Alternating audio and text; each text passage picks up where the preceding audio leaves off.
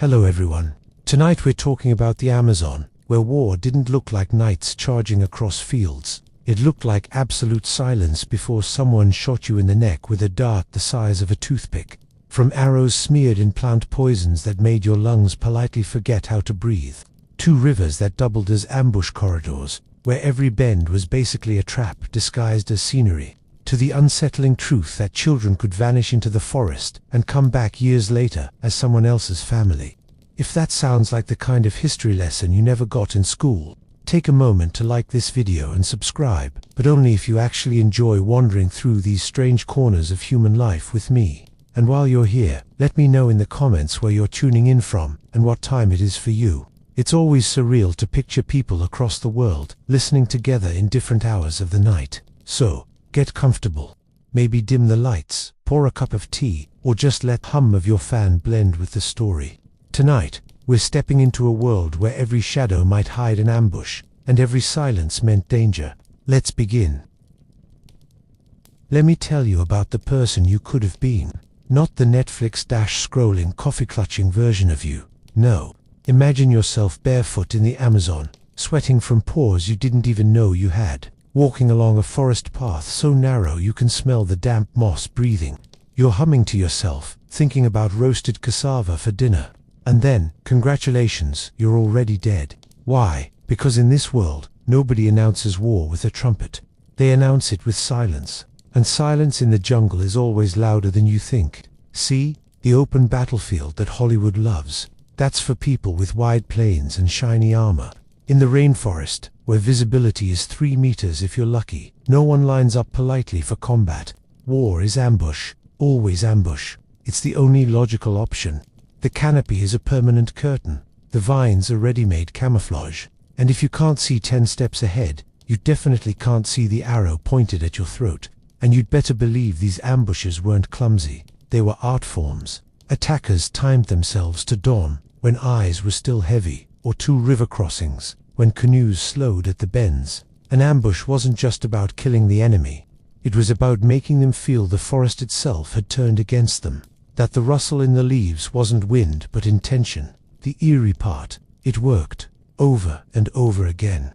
Accounts from the earliest colonial encounters in the Amazon all point to the same thing. European soldiers, with guns, armor, and religious swagger, often fell to indigenous fighters who never even showed their faces. A musket means little if you don't know where to point it, and by the time you figure it out, you've already been struck by something small, fast, and poisoned. For the people who lived there, it wasn't just efficiency, it was survival. An ambush meant you didn't need to risk all your men in a messy confrontation. You didn't need to stand in the open. You struck, you disappeared, and you left the enemy panicked enough to question whether the entire forest hated them personally. Now, picture yourself in that role, not as the ambusher, but as the unlucky target. You're walking with your group, baskets on your shoulders, the air thick with humidity. You hear a bird call, ordinary enough, except that particular bird doesn't sing here. That's not a bird, that's the signal. By the time your brain catches up, arrows are already raining sideways, from angles your modern office-bred reflexes aren't built for. The guy next to you drops, hit in the leg. You want to run, but which direction? Forward, backward, sideways. All the trails look the same, and that's the point. In the Amazon, geography itself is a weapon, and you're not the one holding it. Ambushes also had a psychological flavor modern wars rarely match. They weren't just about casualties, they were about control. They whispered into the collective memory of a community, you're never safe, not on the path, not on the river, not even in your dreams. Outsiders might call it guerrilla warfare. Locals simply called it life. And here's where the irony really bites. We like to imagine civilization as an escape from paranoia. But if you were born into this world, paranoia wasn't dysfunction. It was a survival skill. Paranoia meant your children didn't vanish on their way to fetch water. Paranoia kept you alive. Today, you're anxious if someone leaves you on red. Back then, anxiety was the jungle's default ringtone. Now, maybe you think you could have outsmarted it, sharpened your senses, spotted the signs. But remember, those signs were invisible by design. If you thought you were walking through a peaceful forest, you'd already lost. The jungle taught one brutal lesson. If it's quiet, you should be terrified. And speaking of the forest itself, let's stay there. Because if ambushes were the tactic, the real accomplice was the environment. The forest wasn't just background, it was an accomplice in war, a labyrinth that swallowed armies whole. The forest wasn't neutral, it picked a side. And spoiler, it wasn't yours. If you think Google Maps is unreliable in the city, try navigating 10 million square kilometers of rainforest without a Wi-Fi signal, with everything smelling the same and looking like 50 shades of green. To the untrained, it's chaos. To the people born inside it, it's a library, a grocery store, and a weapons cache all at once. And in an ambush, that difference decides whether you're home for dinner or decorating the undergrowth as a cautionary tale. Let me put it this way, if you had grown up there, you'd know the subtle differences between one animal trail and another. You'd know which bend in the river produces an eddy where a canoe slows, the perfect kill spot. You'd know that certain vines hold your weight and others snap with a noise loud enough to tell the entire forest you're a clumsy outsider. Every path had a fingerprint, invisible to you but obvious to them. This wasn't mystical intuition. It was training from childhood. Children learned by following adults into the forest, noticing broken twigs, the way leaves bent, even the faint smell of resin. You, on the other hand, would probably be winded after 5 minutes, still trying to figure out whether the buzzing thing on your arm was a mosquito or an omen. During an ambush, this knowledge turned the forest into a living weapon. Fighters could vanish into foliage that looked, to your eye, identical to every other bush. They didn't just hide behind trees. They became trees, with body paint and palm fronds strapped to their backs. Outsiders often wrote about enemies who appeared from nowhere, which is a polite way of admitting we couldn't see them even when they were 3 feet away. And it wasn't only about hiding, it was about movement. Ambushers slipped through secondary trails you didn't even know existed. They knew which routes to step on to muffle sound, which shallow streams could be crossed without leaving footprints, which echo points carried a whisper for miles.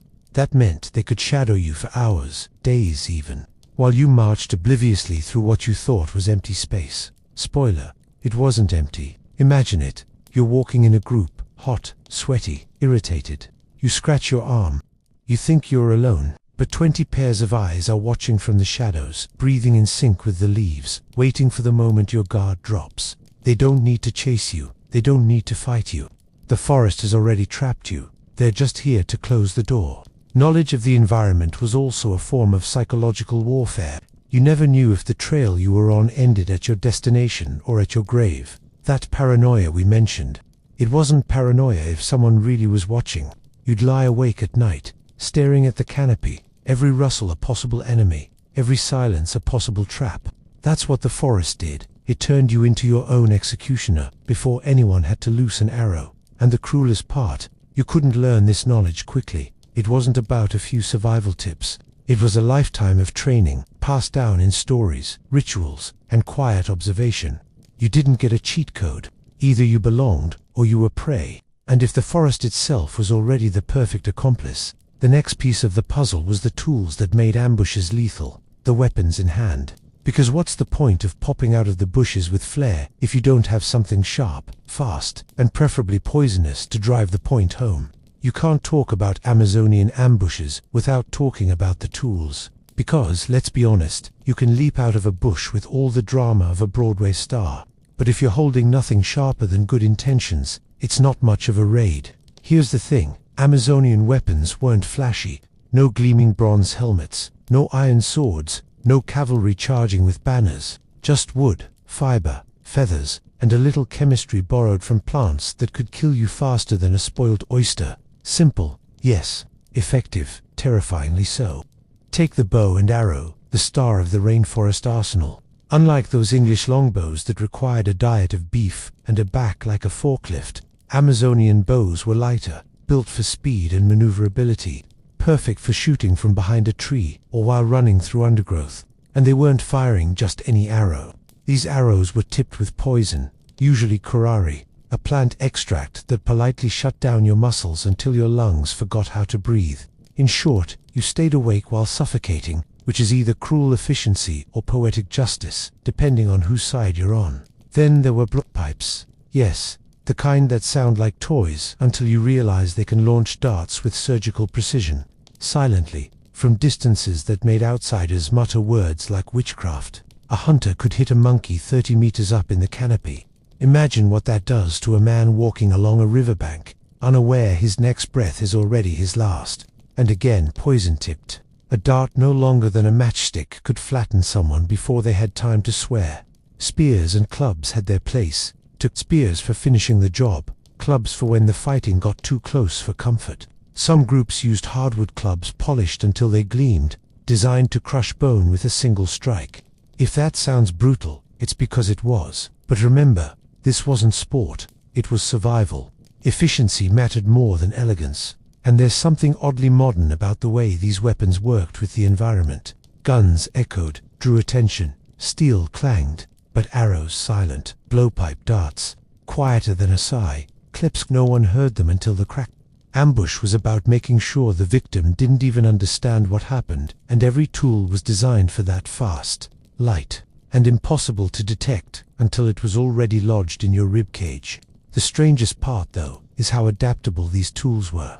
The same bow used to hunt tapirs in the morning could take down a rival in the evening. Hunting and warfare blurred. It was all about mastering distance, timing, and that fatal knowledge of where to hide. If you grew up in the Amazon, the line between hunting animals and hunting people was disturbingly thin. Now, imagine yourself in the middle of it. You're walking, you hear a faint whistle, and suddenly your leg burns. You look down, a dart, tiny, harmless looking. You think you can just pull it out. But no, the poison's already flowing, already shutting things down like a corrupted file. You try to run, but your body has decided it's done taking orders. And just like that, the weapon has done its work. Quiet, clean, efficient. And if you thought the weapons alone were terrifying, wait until you understand what really gave them teeth: the poisons themselves. Nature's own chemical warfare, brewed from vines, frogs, and the occasional malicious-looking beetle. Because the Amazon didn't just provide the weapons, it provided the venom. Let me ruin your day with one simple truth. In the Amazon, you didn't even have to bleed to die. A scratch, a prick, the tiniest puncture, that was enough. Why? Because the forest wasn't just alive, it was a pharmacy. And not the friendly kind with discount vitamins. More like the kind where every bottle on the shelf is labeled "kills efficiently. Ask your shaman for dosage." The most famous, of course, was a vine-derived cocktail that hunters used for centuries on arrows and blowpipe darts. It didn't kill instantly by ripping flesh or spilling blood. No, curare was a gentleman assassin. It politely entered your bloodstream, looked around, and then told your muscles to stop working. Not all at once, that would be too merciful. First your arms and legs gave out, then your chest, until finally your diaphragm refused to move. You stayed awake through the whole thing. Imagine drowning, but in air. Lovely way to spend an evening. And curare wasn't the only trick. Some groups extracted toxins from ants, frogs, or even secret mixtures of plants boiled down into sticky pastes. Every community had its recipe, guarded like a family heirloom. Outsiders who tried to replicate it usually ended up poisoning themselves, which is why anthropology textbooks contain a suspicious number of footnotes that read like Darwin Awards. The brilliance of poison wasn't just in killing, though. It was in magnifying the efficiency of an ambush. Think about it. If you're lying in wait, you don't want to wrestle. You don't want noise, or blood spraying everywhere, or survivors limping away to warn others. You want silence, precision. One arrow, one dart, one scratch, and the poison does the rest. It meant you didn't have to aim for the heart or head. A shot to the leg was still fatal. Even a graze was often enough. And poison wasn't only a tool of war, it blurred with hunting. The same curare dart that dropped a monkey from the treetops could drop a man from a canoe. That dual use is what made it so insidious. Your everyday hunting kit doubled as your battle kit. You didn't have to reinvent anything when enemies appeared. You just aimed differently. Now imagine being on the receiving end. You're trudging through the forest. You feel a sting on your shoulder. You think it's an insect. You slap at it. You keep walking. Then, 5 steps later, your knees buckle. You try to shout, but your jaw won't obey. And as your vision narrows, you realize with horror, it wasn't a bug bite, it was a dart, and the forest is already swallowing your last breath. The sheer elegance of this system was terrifying. The poison turned every ambusher into someone who didn't need brute strength, didn't need armor, didn't even need to risk much. They could kill from the shadows, with tools so light you barely noticed them. And it left survivors, if there were any, with a deeper scar, paranoia. You couldn't just fear the arrow, you had to fear what might be smeared on its tip. So yes, the weapons were simple, but with poison they became more than tools. They became fate. And once poison had entered the bloodstream of warfare, silence itself became the most dangerous sound in the jungle. And speaking of silence, let's linger on that for a moment. Because the rainforest was never truly quiet. Which is why, when it suddenly was, you should have been very, very afraid. Let me tell you something unsettling. The Amazon is loud. Birds shrieking, monkeys howling, insects performing their endless symphony of please mate with me before I die. It's a constant wall of noise, which is why the most terrifying sound you could hear wasn't a war cry or an arrow whistling past your head. It was silence. If you had lived there, you'd have learned this early. When the jungle goes quiet, something is about to happen. Maybe a jaguar, maybe a snake, or, worse, maybe 30 men with painted faces crouched in the undergrowth, waiting for the exact moment your ears noticed the absence of birdsong. Silence was their camouflage and your death sentence.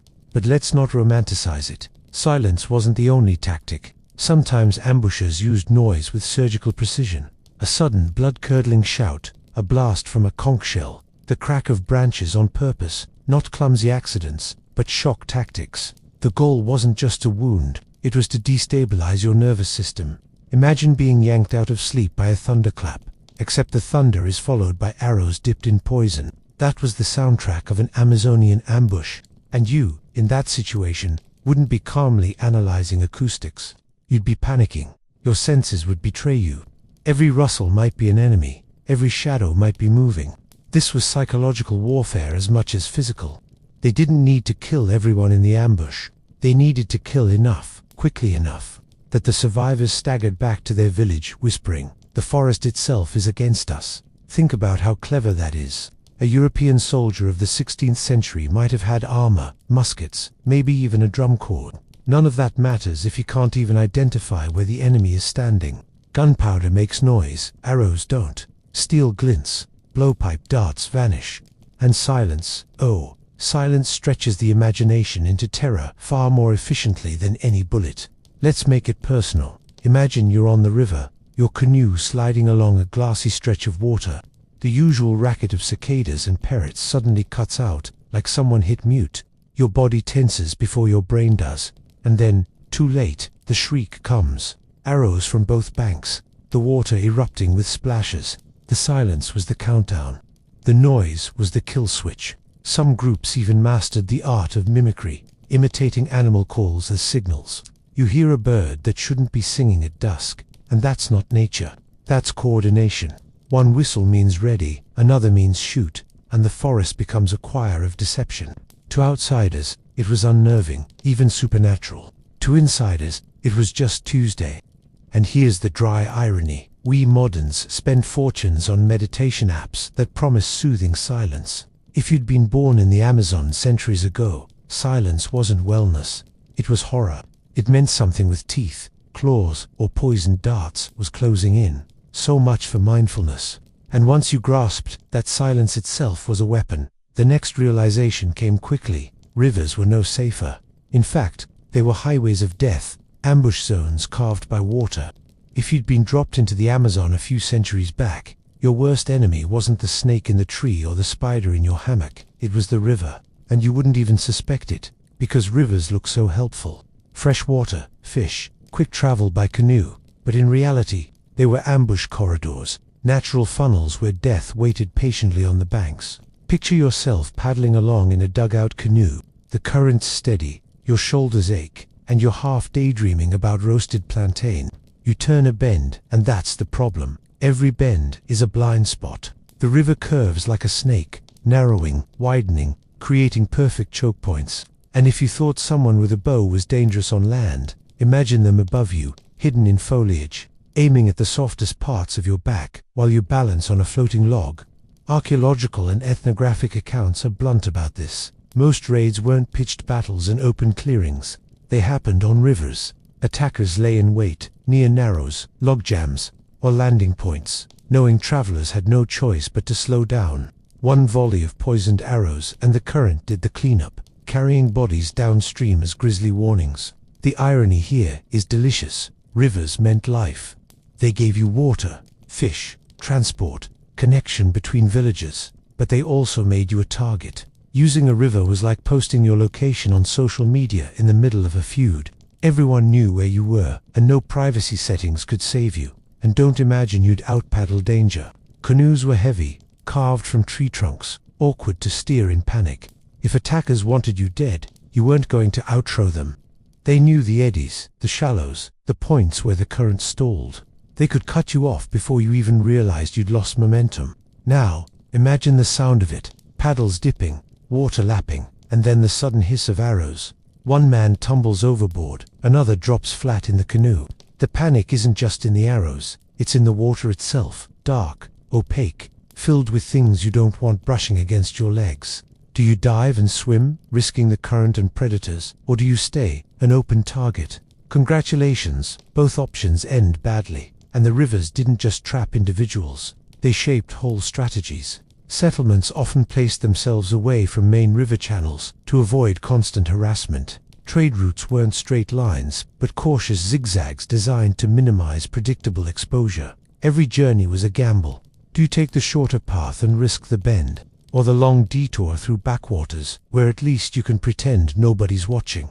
But someone was always watching. Scouts moved along banks, children even, signaling with whistles or smoke when an enemy canoe drifted by. You thought you were alone, but no. Eyes in the trees, arrows on strings, waiting for your bow wave. And here's the kicker. Rivers meant mobility, but that same mobility made enemies impossible to pin down. They could strike, vanish upstream, and be back at their hammocks before the alarm even reached your village. You weren't just fighting warriors, you were fighting a geography designed for their advantage. And yet it wasn't only geography or convenience that made ambushes constant. There were reasons: social, political, economic. Wars weren't random. They had motives sharper than arrows. Here's the thing. Nobody woke up one morning and thought, you know what would be fun today? Hiding in the bushes until someone passes so I can stab them with a poisoned stick. No, ambushes weren't random hobbies. They were politics, tribal politics, jungle-style politics, which makes your office feuds look like kindergarten tantrums.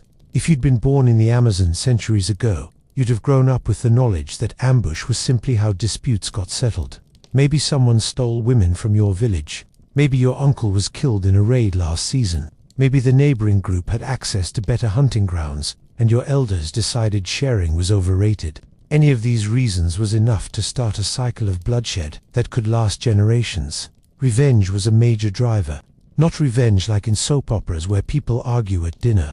Revenge here meant you took 2 of ours, so we'll take 3 of yours. It was arithmetic, but with human bodies. And of course, once they'd taken 3, the other side had to respond. Ambush warfare created spirals of retaliation, keeping everyone in a permanent state of suspicion. But it wasn't only blood debts. Sometimes, it was prestige. Warriors gained status by proving themselves in raids. Returning with scalps, trophies, or captives elevated their standing in the community. Imagine growing up knowing that your social reputation depended not on your resume or number of Instagram followers, but on whether you successfully ambushed someone last month. It wasn't optional, it was expectation. And then there was the question of resources. Hunting territories weren't infinite. The forest is rich, yes, but it isn't uniform. Some areas had better fishing spots, more fertile soil for manioc, or trees ideal for canoes. Ambush could be the most efficient way to make sure your group secured that patch of land. It wasn't about expansion in the imperial sense. No one was trying to create a jungle empire, but it was about survival. And survival meant guarding your corner of the forest with paranoia and poison. Captives mattered too. Many ambushes ended not only in deaths, but in people taken alive. Women and children could be absorbed into the group, strengthening numbers, altering alliances, sometimes even softening tensions if a marriage came out of it. To outsiders, this looks brutal. To insiders, it was practical anthropology, populations maintained by forced adoption. Ambush wasn't just about eliminating enemies, it was also about replenishing your own ranks. All of this means that, if you'd been raised there, ambush wasn't violence for violence's sake. It was a language. A raid said, "We remember the wrong you did," or "This land is ours." Or even, our warriors are strong, don't test us. Each arrow was a message, sharper than any letter carved into stone. And the eerie part, everyone understood this language. You'd grow up knowing which scars on your father's body came from which feud, which story belonged to which river ambush, and how many lives had already been swallowed by a conflict you inherited like property. Wars in the Amazon weren't wars in the European sense. They weren't about conquering territory en masse. They were personal, intimate, and endless. And if you think all this paranoia and revenge required some kind of constant planning, you're right. Which brings us to the next layer of jungle warfare, scouting and intelligence. Because no ambush works without someone watching first. You can't spring a good ambush without homework. And no, not the kind where you procrastinate until midnight. In the Amazon, homework meant tracking your enemies so carefully that you could predict when they'd pause to scratch their mosquito bites. If you had been born there, spying wasn't an exotic occupation, it was daily life. Scouts slipped through the forest unnoticed, reading signs that would look meaningless to you. A bent leaf here, a smudge of ash there, the faint smell of manioc roasting half a kilometer away.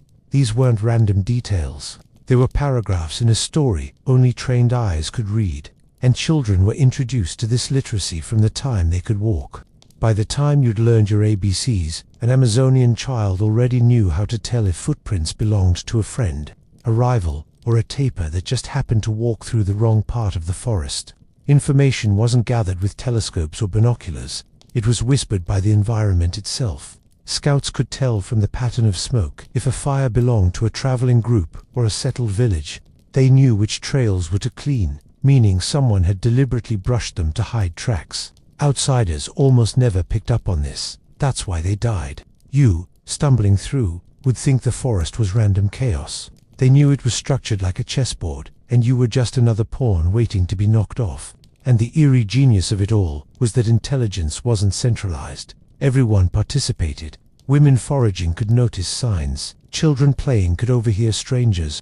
Hunters brought back more than meat. They brought back whispers of movement. Knowledge was collective, layered, constantly updated. Think of it as a living, breathing database, except this one was carved into bark, soil, and memory, not silicon. Sometimes intelligence meant shadowing an enemy group for days without being seen. Imagine it. You're walking along, convinced you're alone, laughing, maybe even singing. Meanwhile, someone has been pacing you the whole time, staying just far enough behind that you never sensed them. They know when you sleep, where you stash your baskets, even how often you complain. By the time the ambush comes, they've already chosen the bend in the river, the choke point in the path, the tree to climb for the perfect angle. The attack feels sudden. In reality, it's been in rehearsal for days. This wasn't just warcraft, it was survival psychology. If your people weren't watching, someone else was watching you. Constant surveillance meant constant pressure. It shaped culture, conversation, even posture. You never sat with your back to the forest edge. You never assumed a trail was empty. And if you ever did, you wouldn't live long enough to repeat the mistake. So yes, intelligence gathering was the invisible skeleton beneath every ambush. The strike looked like chaos, but it was built on meticulous observation. The forest whispered its secrets, and scouts passed them along until the village knew more about your movements than you did.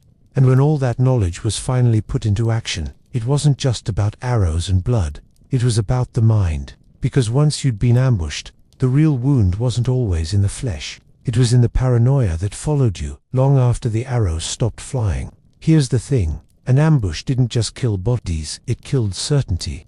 And certainty, in the Amazon, was rarer than a dry hammock in rainy season. If you'd lived there, you'd have understood this from childhood. The forest wasn't only trees, it was judgment. You could never relax. Every rustle might be a squirrel, or it might be a dart. Every silence might be peace, or it might be the moment before 30 men sprang from the undergrowth. That constant guessing game was the real weapon. Ambush wasn't just a military tactic. It was a state of mind, forced on you day after day until you learned to live with your nerves permanently buzzing. Think about it. The actual death toll of an ambush might be small, a handful of people, but the echo, that was enormous. Survivors carried home stories more potent than any arrow. They struck without warning. They were invisible. Even the birds stopped singing before they came. Fear multiplied faster than casualties. which is exactly what you wanted if you were the attacker. You didn't need to annihilate a village. You just needed them to believe you could at any time. This shaped behavior in ways that outsiders found bizarre. People avoided certain trails not because they were impassable, but because they had bad reputations. Whispers of ambushes passed. Rituals of protection sprang up. Charms against arrows. Taboos about traveling alone. Chants before journeys. These weren't superstitions. They were coping mechanisms in a world where paranoia was rational. And here's the dry irony. What modern psychologists call hypervigilance was simply called Tuesday.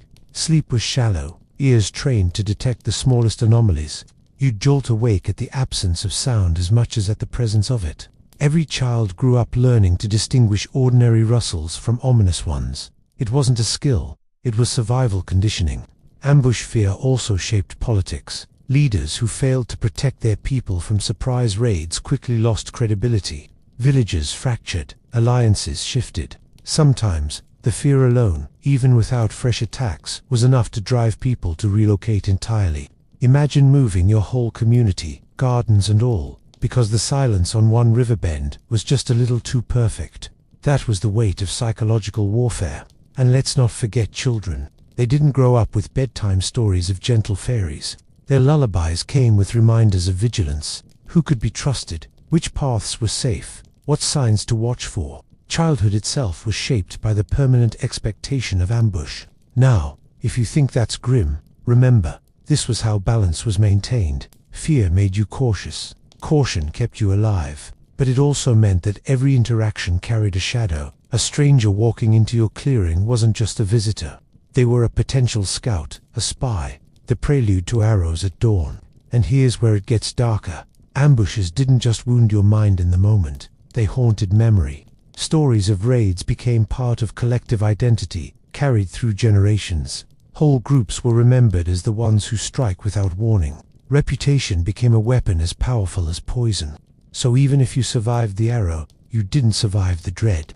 That dread lingered, shaping your every step, your every choice, your every sleepless night. Which brings us to the next brutal truth. These ambushes weren't just targeting warriors. They often struck the most vulnerable women and children, because war in the Amazon was never confined to the battlefield. It reached straight into the heart of the village. If you're imagining that ambushes only targeted warriors, sharpen your expectations. In the Amazon, war wasn't about gentlemen's duels. It was about survival, population, and making sure your enemies went to bed with fewer relatives than they woke up with. And that meant women and children were often caught in the middle, not just collateral, but actual objectives. Here's the ugly truth. Women weren't only victims of raids, they were prizes. Capturing women was a way to strengthen your own community, to replenish numbers lost to disease, raids, or the general hazards of living in a rainforest that seemed personally invested in killing you. Ethnographies working in the region have documented this repeatedly. Captives, especially women, could be absorbed into the group, married off, and eventually become part of the lineage. To outsiders, that reads like brutality. To insiders, it was politics wrapped in kinship. Children too were swept up. They could be adopted, raised as insiders, and over time forget their original origins entirely. One generation's ambush victim became the next generation's ordinary villager. That's how populations sustained themselves in an environment where mortality was high and alliances were fragile. The line between enemy and kin blurred disturbingly fast. Now imagine yourself in that situation. You're in your village at dawn, preparing manioc bread, when the first volley of arrows hits. The men scramble to defend, but the raiders aren't just after warriors. They pushed past, seize women, snatch children, and vanish as quickly as they came. By the time the dust settles, it isn't just bodies left behind, it's absences, sisters gone, daughters gone, futures rewritten without permission. And here's where the acid irony bites. Raids could both devastate and stabilize. Losing members tore communities apart, but gaining captives strengthened them. It was recycling, but with people. The forest might have been green, but this was the most brutal kind of sustainability. For women, the ambush didn't end at capture. They could be forced into marriages that served political ends. Their bodies became extensions of alliances. Their children the living proof of new bloodlines. Some resisted, some adapted, many had no choice. Yet over time, many became fully integrated. their original identity erased, except in whispers. Ambush, in this sense, wasn't just war. It was social engineering. Children had even less agency. Too young to resist, they were absorbed quickly, their loyalty redirected. They grew up speaking the new group's language, learning their myths, fighting their battles. The cruelty of it was efficient. Ambush didn't just remove enemies, it manufactured future allies, and the paranoia it generated was suffocating. Parents lived with the permanent fear that their children could be taken in the next raid. Every lullaby, every goodnight hug carried the question, "Will you still be here tomorrow?" That kind of fear doesn't just haunt families, it rewrites entire cultures. So, in Amazonian ambushes, women and children weren't spared. They were targeted, not for annihilation, but for absorption, which meant the boundaries between communities were constantly shifting, bleeding into each other through cycles of violence and capture. And if you're thinking this sounds strangely ritualistic, you're right, because in the Amazon, warfare was never just practical. It carried spiritual and ceremonial weight. Every ambush was both a military act and a ritual performance, staged with the spirits as much as with arrows. If you thought an ambush was just men hiding in bushes with bows, you're missing half the picture. Because in the Amazon, war wasn't only physical, it was spiritual theater, half raid, half ritual, staged for an audience that wasn't even human. If you'd been born there, you wouldn't have separated the two. Before a raid, warriors might fast, abstain from sex, paint their bodies in patterns that weren't just camouflage but sacred designs, binding them to ancestors or protective spirits. Some groups chewed stimulants or inhaled hallucinogens, not recreationally, but to see with more than their eyes. Imagine preparing for combat by ensuring you were chemically aligned with jaguar spirits. Not exactly the kind of pep talk you get before a football match. And the irony, these rituals weren't optional.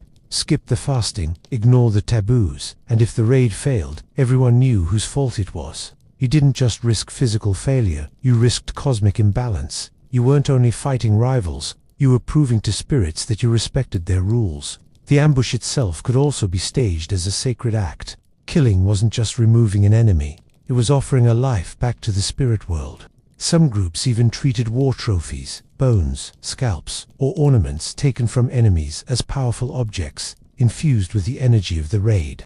To them, these weren't gruesome souvenirs. They were insurance policies, reminders that the community had balanced debts owed to ancestors. And let's not pretend this didn't create pressure. Imagine crouching in the bushes, waiting to strike, but knowing you weren't only being judged by your comrades, you were also being watched by the spirits of the forest, the river, the sky. Missed your shot, and it wasn't just tactical failure, it was cosmological incompetence. Who needs stage fright when the entire universe is grading your performance? What outsiders often dismissed as superstition was in fact social glue. Ritual preparation made warriors disciplined, aligned, and psychologically primed. It turned a chaotic strike into a sacred duty. It gave the ambush legitimacy, not just in the eyes of humans, but in the eyes of the unseen. And when you're risking your life in dense jungle, the belief that spirits have your back is a powerful form of courage. Even the aftermath carried ritual weight. Victories were celebrated with chants, dances, and offerings. Failures required cleansing rituals, purification, sometimes exile. War wasn't just a physical contest. It was a cosmological drama, where every arrow carried not just poison but meaning. And if you imagine all this ritual seriousness meant ambushes were rare, think again. Rituals didn't prevent violence, they sanctified it. They made ambush not just practical but inevitable. War was baked into the spiritual balance, and rituals were the seasoning. So yes, ambush was theater, but the jungle wasn't just a stage, it was also a fortress. And to survive inside it, people developed defenses, just as ingenious as their attacks. Because if you knew the ambush was always coming, you built your village, your routine, even your sleep, around trying to avoid it. If ambush was the Amazon's favorite sport, defense was the eternal homework assignment nobody could skip. You couldn't avoid the jungle's hostility, but you could at least try to stack the odds so your family wasn't next on the casualty list. If you'd been born there, your village wouldn't look like the romantic open clearing with hammocks that tourist brochures love to print. No, your home was a fortress disguised as a settlement. Many groups built palisades, tall wooden walls sharpened like a row of spears, circling the village. Ditches were dug around entrances, sometimes filled with stakes. Houses were raised on stilts, not just to avoid floods, but to make nighttime raids more difficult. The architecture itself whispered, "We know you're coming." And of course, defense wasn't only wood and earth. It was vigilance. Guard posts were kept at night. Scouts moved constantly, scanning trails, checking for footprints or broken branches. Some villages even staged mock alarms, just to make sure everyone knew what to do when arrows started flying. Because in the Amazon, fire drills weren't about leaving the building calmly. They were about surviving the bush exploding around you. Psychological defense mattered, too. Ritual taboos created layers of protection. Before traveling, families performed chants, painted their bodies, or carried charms meant to ward off ambushers. Were these charms effective? Outsiders scoffed. Insiders scoffed. Insiders trusted them because, in a world where danger was constant, faith was armor. Settlements themselves were strategic. Some were deliberately placed away from main river channels, hidden in backwaters or upland forest. Paths leading in were twisted, forcing outsiders to reveal themselves before getting close. Others were relocated regularly, entire communities shifting location when the feel of a place became too anxious. Imagine packing up your whole neighborhood because the silence by the riverbend seemed suspicious. In the Amazon, paranoia was urban planning. And then there were the human countermeasures. Patrols. Men armed with bows and blowpipes moved the perimeter, sometimes even leaving false trails to mislead enemies. Information was as much a defense as walls. If you knew your rivals were watching, you made sure they saw what you wanted them to see. But here's the uncomfortable truth. No defense was perfect. Palisades could be burned, scouts could be fooled, guards could fall asleep, and the attackers only needed one mistake, one moment of laxness, to make their move. Defense was exhausting precisely because it never ended. You didn't get weekends off from vigilance. Every sound in the night was a possible test. Every shadow at dusk was a hypothesis with poisoned teeth. Now, put yourself inside that life. You're sitting by the fire, trying to enjoy roasted fish, when your child asks, "Is it safe?" And the only honest answer is, maybe. That was the baseline of Amazonian life. Constant maybe. Defense was about stretching that maybe into survival. But let's say the ambush still came, as it inevitably did. What then? Your only hope wasn't walls or charms. It was escape, slipping into the same jungle that was both your enemy and your only chance of survival.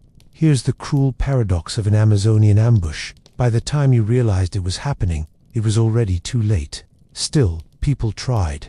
And the way you escaped or failed to depended on how well you'd been trained by a forest that didn't forgive clumsiness. If you'd grown up there, you'd have known the drill. The instant arrows hissed out of the foliage, you didn't stand frozen like a startled tourist. You dove into the undergrowth, into a thicket, into anywhere dense enough to confuse an attacker's aim. Speed didn't save you. Direction saved you. Zigzags, sudden drops, vanishing off the trail. You didn't run in a straight line unless you wanted to audition as target practice. Rivers offered another desperate option. Many fled by canoe or by plunging straight into the water. Romantic? No. Practical? Sometimes, but let's be clear. The Amazon's rivers weren't swimming pools. They were murky, fast, and often full of creatures that saw your panicked limbs as lunch invitations.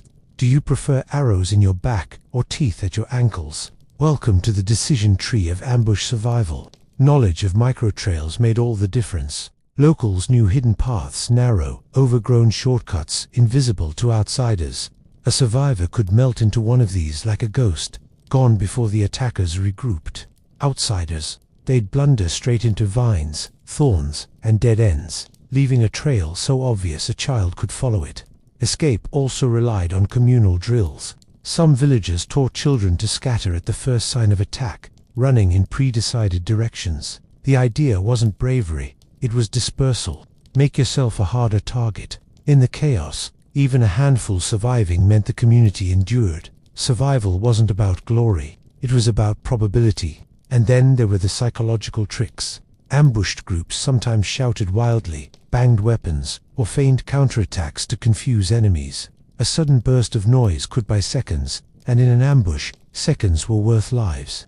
Others feigned collapse, playing dead until the attackers moved on. Morbid, but effective if you had the nerve to stay still while arrows thudded into the ground around you. Now imagine yourself there. You hear the first scream, you see someone fall. You don't think, you run. Branches whip your face, thorns tear your feet, but you keep going because stopping means turning into a cautionary tale. You trip, you get up, you plunge into a stream, praying the current carries you far enough. You're gasping, filthy, bleeding, and somehow alive. Congratulations, you've escaped for now, but you've also inherited a new paranoia. Next time, will you be as lucky? Because here's the truth, escape wasn't just physical, it was mental. Survivors carried the memory of ambush in their bones. Every rustle afterward was suspect. Every silence screamed louder.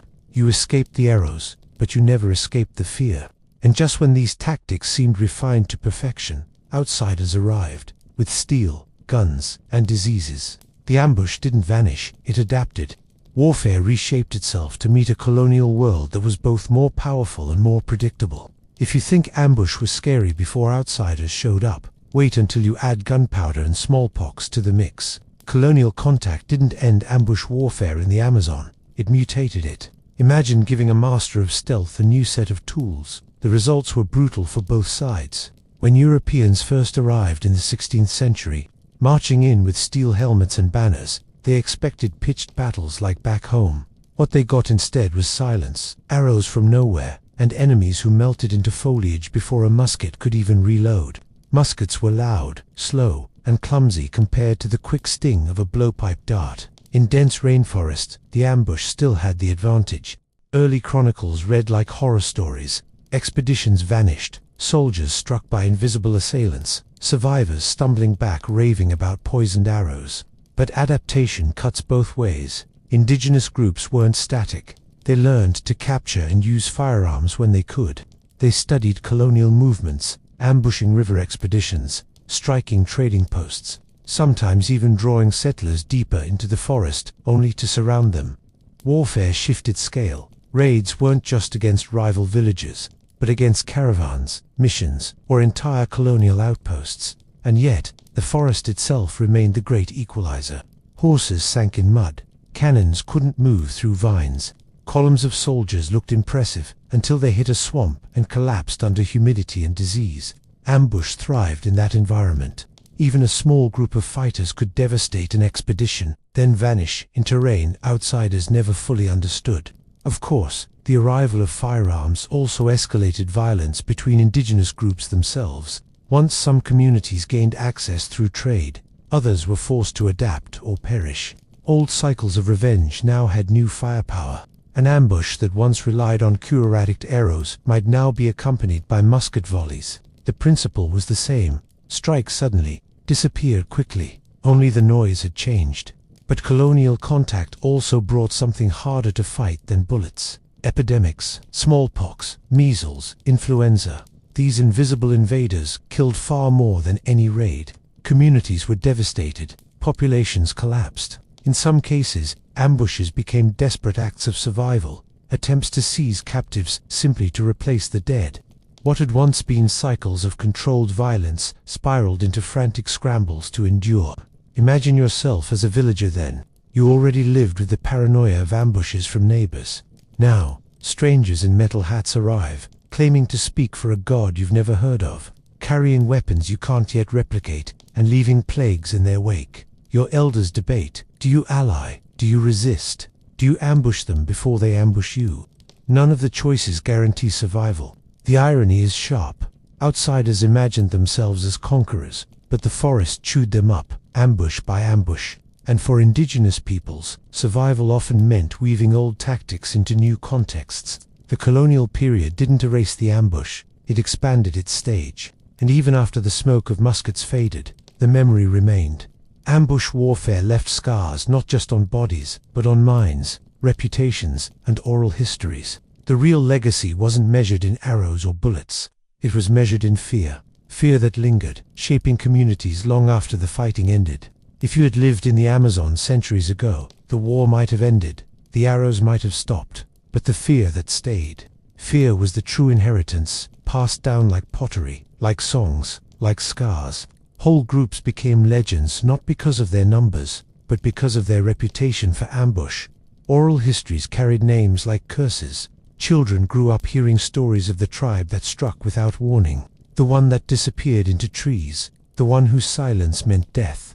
And these reputations didn't fade quickly. They lasted for generations, shaping alliances, trade, even marriages. You didn't just choose who to befriend, you chose who you thought might not be lurking in the bushes tomorrow. The paranoia hardened into identity. Villagers relocated not once, but again and again, leaving trails of abandoned clearings haunted by memory. Certain paths were forever avoided, not because of current danger, but because of what had happened there decades earlier. The geography of the forest itself became a map of trauma. Bends in rivers whispered about, clearings never spoken of at night. And here's the bitter humor. All of this was rational. Paranoia wasn't a malfunction. It was strategy. If your grandmother told you never to trust silence by the river, you listened, because her sister had disappeared there in an ambush before you were born. Trauma became teaching, fear became instruction. Colonial records noticed this too. Missionaries complained that groups refused to gather in large villages, that they distrusted every outsider, that they carried unreasonable suspicion. But there was nothing unreasonable about it. When your ancestors had survived centuries of poisoned darts from invisible enemies, trust was the luxury you could least afford, and the irony, that legacy still ripples today. Even in the 20th and 21st centuries, anthropologists meeting uncontacted or recently contacted groups described the same vigilance. Trails erased, movements concealed, strangers treated as potential raiders until proven otherwise. 500 years of pressure-carved vigilance into muscle memory. Imagine growing up in that lineage. Your body itself would carry the inheritance of fear. You'd sleep light, wake at sounds, distrust, calmness, even celebration, feasts, dances, games, would never quite shake the sense that somewhere, someone might be watching. So yes, you could have been that person. Not the relaxed, modern version of yourself that fears deadlines more than darts, but someone whose heartbeat synced with the forest, someone for whom vigilance was life, and trust was a gamble. The ambush shaped not just battles, but entire worldviews, and the cruelest truth of all, the arrows eventually stop, the silence never does.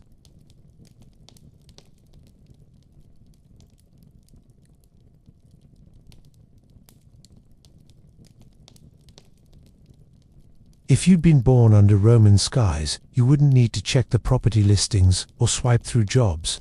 You might be the listing yourself.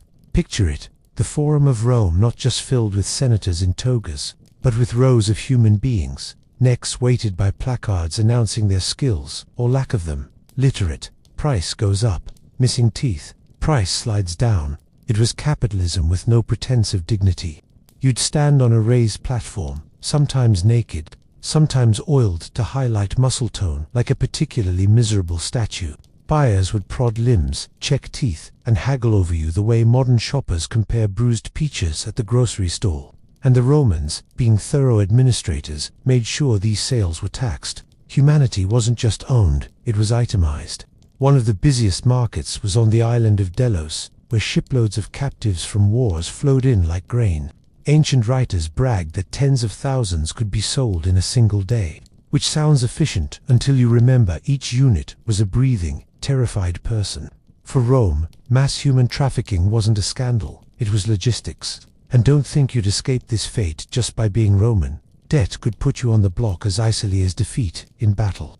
If your creditors were impatient, you could find yourself auctioned beside Gauls with tangled hair and Syrians with fine linens, each of you competing for a buyer like unwilling contestants in a grotesque lottery. The placards themselves, titularly, were almost comically blunt. They could say things like "knows Greek," "cooks well," "prone to running away." Imagine walking around with your worst habit literally hanging from your neck while strangers calculate your resale value. Some even had labels for defects, epilepsy, for instance, a legal requirement, since buyers could sue if they felt tricked. Fraudulent marketing wasn't just for used chariots, and the stagecraft mattered. A healthy young man might be greased up, shown in a pose to display strength, while women could be displayed in ways designed to emphasize, well, what Roman buyers thought of as domestic skills. In case you wondered, Rome was never subtle. But this wasn't just a carnival of degradation, it was also a barometer of empire. Every conquest, every raid, every pirate ship dragged back more human merchandise to be dumped into these markets, making Rome the world's most powerful second-hand store. Prices fluctuated like the stock exchange. Wars brought floods of cheap labor. Peace made bodies more expensive.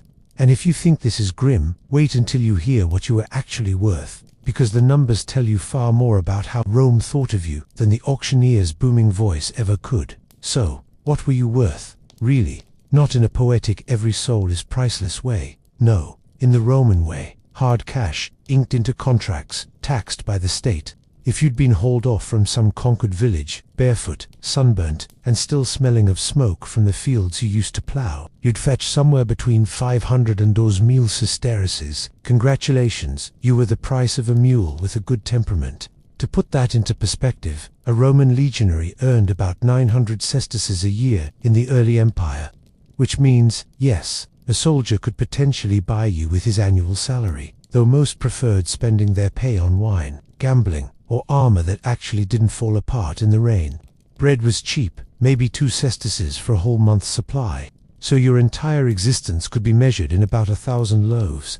Think about that next time you're standing in a bakery queue. But here's the kicker. The glut of human bodies pouring into Rome made people like you astonishingly affordable. Every victory over Gauls or Germans, every pirate raid in the eastern Mediterranean, dumped thousands more onto the auction block. Supply was constant, demand was insatiable, and you, yes, you, were depressingly replaceable. It's the oldest trick of economics. Flood the market, depress the price, and suddenly a life is worth less than a fancy dinner at a senator's villa. And the cheapest slaves weren't just unskilled. Sometimes they were broken goods. Old men whose backs had folded from decades of plowing, women whose bodies carried too many pregnancies, captives branded for trying to run. The discount aisle of the Roman slave market didn't even need a sign. You could tell by the silence around them, the buyer's disinterest. A body that couldn't yield profit was a bad investment, and the Romans were brutally practical investors.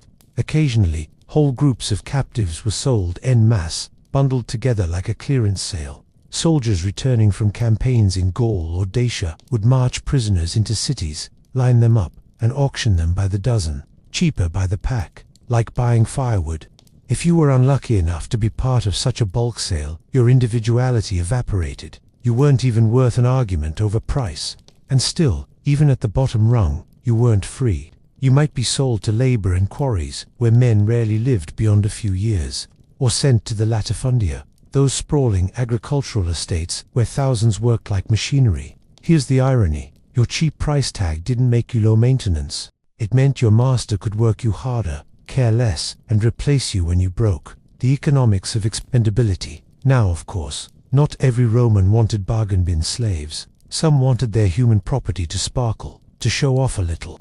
And that's where things get interesting, because the moment you could read, calculate, or play the lyre without breaking it, your price tag shot through the roof. If the cheap field hands were Rome's equivalent of bulk firewood, you could imagine the premium slaves as luxury furniture, polished, rare, and shown off mainly to impress your dinner guests. The difference? Furniture doesn't whisper Homer to your children, or balance your accounts more efficiently than your cousin who failed at math. The real prizes of the Roman market were the Greeks. Conquer Greece once, and suddenly you have a glut of philosophers, doctors, and poets available for purchase. Romans loved to sneer at Greek softness, but then filled their villas with Greek secretaries, tutors, and physicians. Hypocrisy sells. Apparently, Greek philosopher's slave could cost 10,000 to 20,000 sesterces, sometimes more. That's 20 years of a soldier's wages for the privilege of someone correcting your Latin grammar at breakfast. Doctors were particularly pricey. The irony here is sharp. Romans trusted enslaved physicians to cut into their bodies, stitch their wounds, and dose them with medicine. Yet those doctors weren't even free themselves. It's the kind of absurdity you'd expect from a civilization that gave us both aqueducts and vomitoria. A skilled physician might sell for the price of a country villa, his knowledge more valued than acres of farmland. And then there were the secretaries, slaves who could handle your correspondence, manage your finances, even negotiate deals in your name. A wealthy Roman senator could own dozens of them, creating a household bureaucracy that rivaled small city-states. They weren't just property. They were extensions of your political power, living calculators who could be traded, gifted, or inherited. Educated women also commanded high prices, especially if they could sing, play instruments, or manage a household. A refined female slave could act as governess to children, weaving both culture and obedience into the next generation of Roman elites. Some became almost indispensable, yet never escaped the collar around their neck. The higher the skills, the higher the status symbol. Owning a tutor who could quote Plato wasn't just practical. It announced that you, too, were cultured or at least wealthy enough to fake it convincingly. Much like people today who buy first editions they'll never read, Roman elites bought intellectual slaves as proof of sophistication.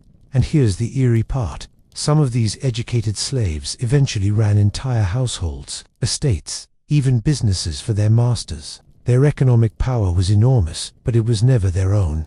Imagine running your master's fortune, generating profit after profit, only to see yourself listed in his will right after 2 silver candlesticks and a mule. So yes, if you'd been born with a quick mind, steady hands, and a knack for medicine or rhetoric, you weren't just a body anymore, you were a commodity of prestige. The problem, of course, is that prestige only exists in comparison. For every premium slave in a senator's marble atrium, there were hundreds bent over fields, nameless and cheap. But not every Roman craved brains or refinement. Some wanted spectacle, novelty, and occasionally something so rare it bordered on the grotesque. Which brings us to the bodies, bought not for wisdom or skill, but for their strangeness. Now, let's say you weren't especially good at math, couldn't recite Greek, and fainted at the sight of blood. Well, the market still had room for you. Rome was endlessly inventive in turning human variation into merchandise. If you had an unusual body, an unusual voice, or an unusual willingness to fight to the death, congratulations, you weren't just a slave, you were entertainment. Gladiators were the poster boys of this strange category. Fresh captives weren't expensive. A few thousand sesterces might get you a healthy barbarian youth.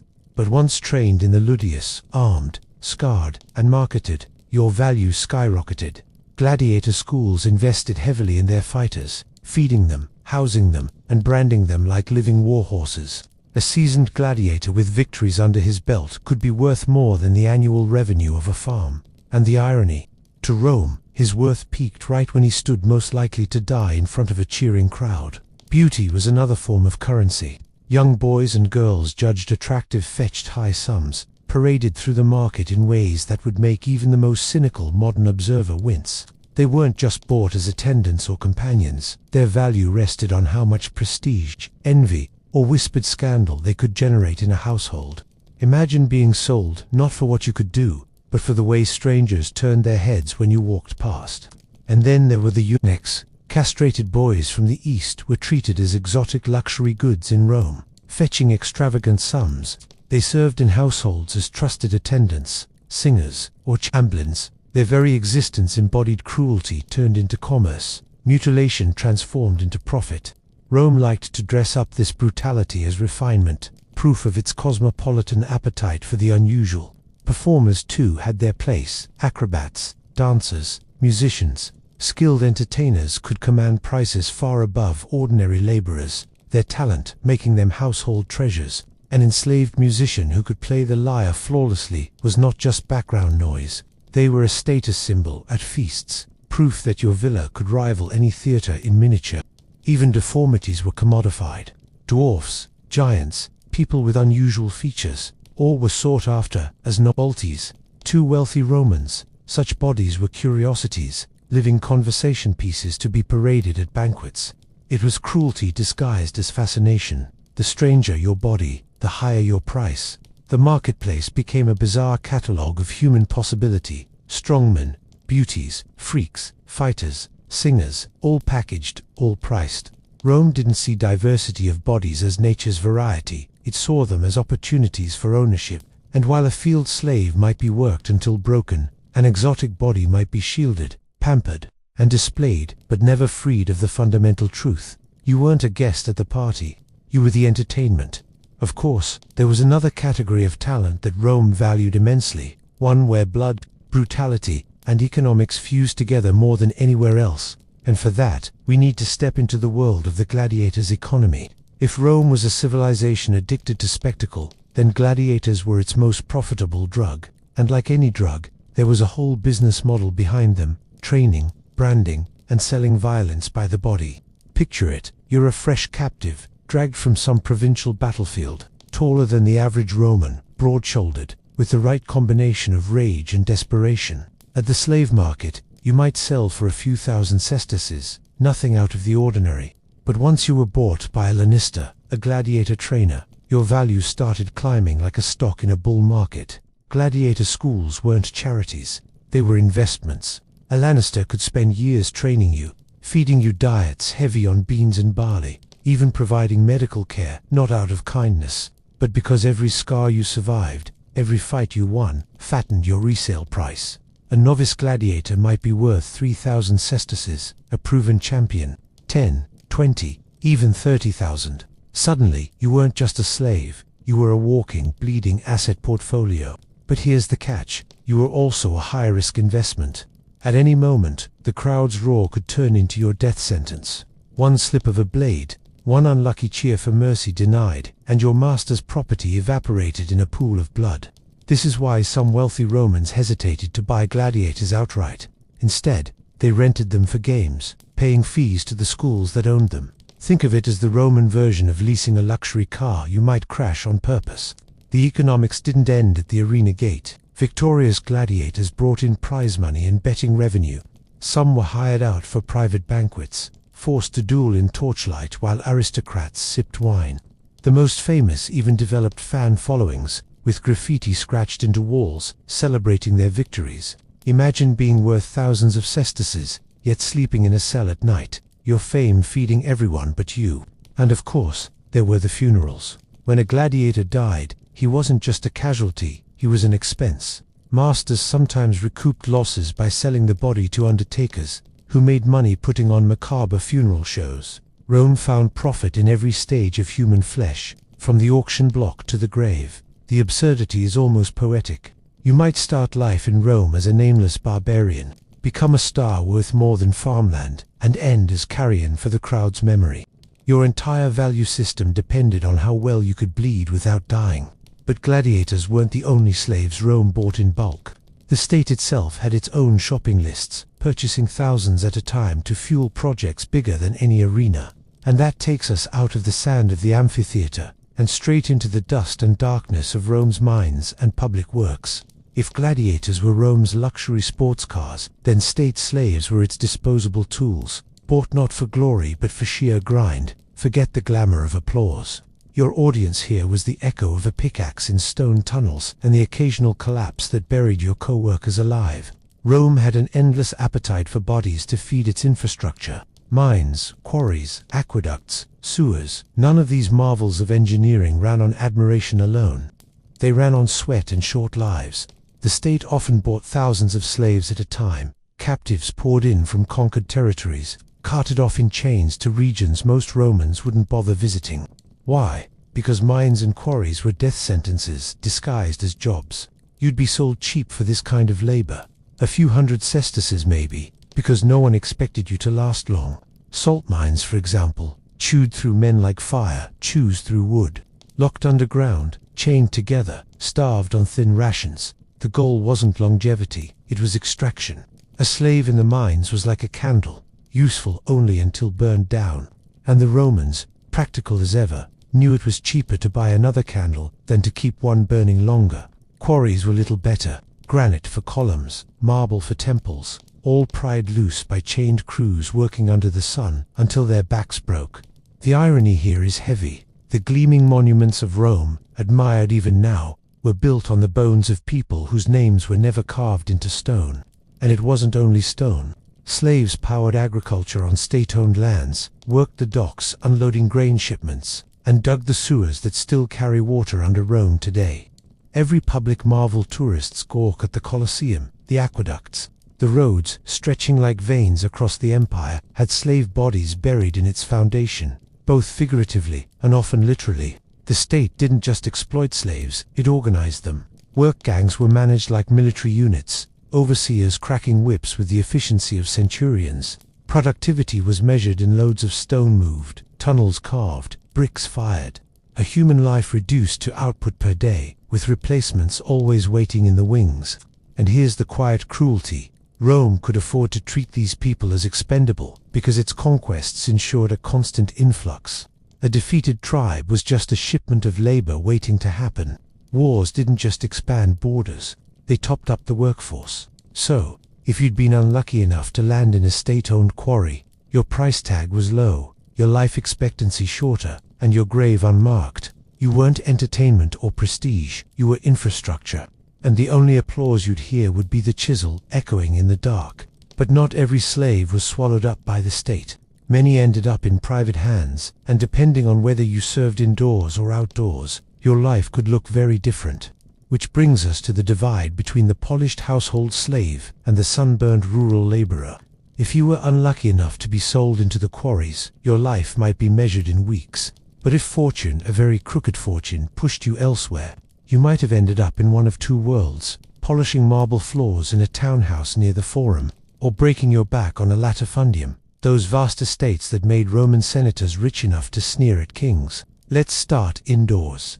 Household slaves were the silent gears of Roman domestic life. You'd wake before your master, prepare water for bathing, grind grain, sweep mosaic floors, and stand in corners at banquets like expensive furniture that could also refill wine cups. The irony was constant. You lived among luxury, slept near marble columns, touched silver dishes, yet owned nothing, not even yourself. If you were a trusted secretary or tutor, your proximity to power could feel intoxicating, but make no mistake, you were still property, listed alongside the tableware in your master's accounts. For some, though, this was the good life. Compared to the fields, being indoors meant shelter, better food scraps, and maybe even clothing that didn't rot off your body. Household slaves often fetched higher prices than their rural counterparts. A literate Greek secretary could cost a fortune. A maid who knew how to manage linen or soothe a wealthy matron's nerves might also be considered a valuable investment. Now, take the same fate and drop it outside the city walls, onto the endless rolling estates of Italy and beyond. Here, the latifundia swallowed people whole. These were industrial farms, producing grain, olives, and wine for an empire always hungry. You'd live in barracks, rise at dawn, and work until your body protested, which didn't matter, because protest wasn't in the contract. Overseers with whips enforced the rhythm of labor. Dogs guarded the perimeters. Your existence was less personal service, more machinery. And while the urban slave might overhear politics at dinner parties, rural slaves heard only the wind across the fields and the crack of the lash. Their market price reflected that difference. Cheaper, more expendable, often bought in bulk shipments, straight from conquest. Rome's wealth depended on this countryside labor, but no one ever wrote poetry about the man pruning vines until his hands bled. The divide was stark. Urban slaves could climb into positions of trust, even earn enough to buy their freedom someday. Rural slaves rarely had that chance. They lived and died far from the marble forums, fueling the empire with the anonymous produce of their labor. So, if you'd been sold indoors, you might have spent your days balancing trays of wine in a senator's villa, close enough to power to taste it, but never drink.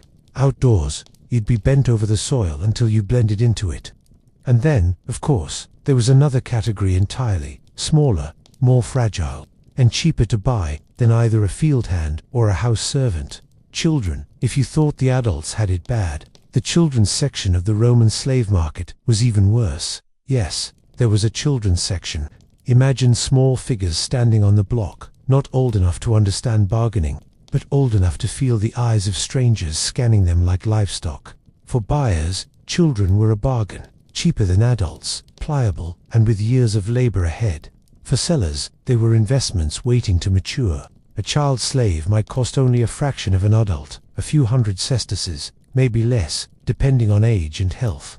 To put that in perspective, that's the price of a decent mule. Rome, ever practical, priced children as long-term profit potential. Train them young, shape their habits, and you could raise the perfect household servant or sell them later for double or triple the price. Childhood innocence.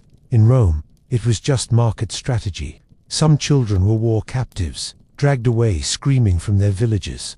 Others were the offspring of slaves, born into slavery automatically, because the womb itself was considered property. And sometimes, heartbreakingly, Roman parents in poverty sold their own children to survive. The law allowed it. Hunger was stronger than sentiment. The placards around their necks could be almost absurd in their bluntness. Boy, age 10, healthy teeth, obedient. Or worse, girl, age 12, trained in weaving.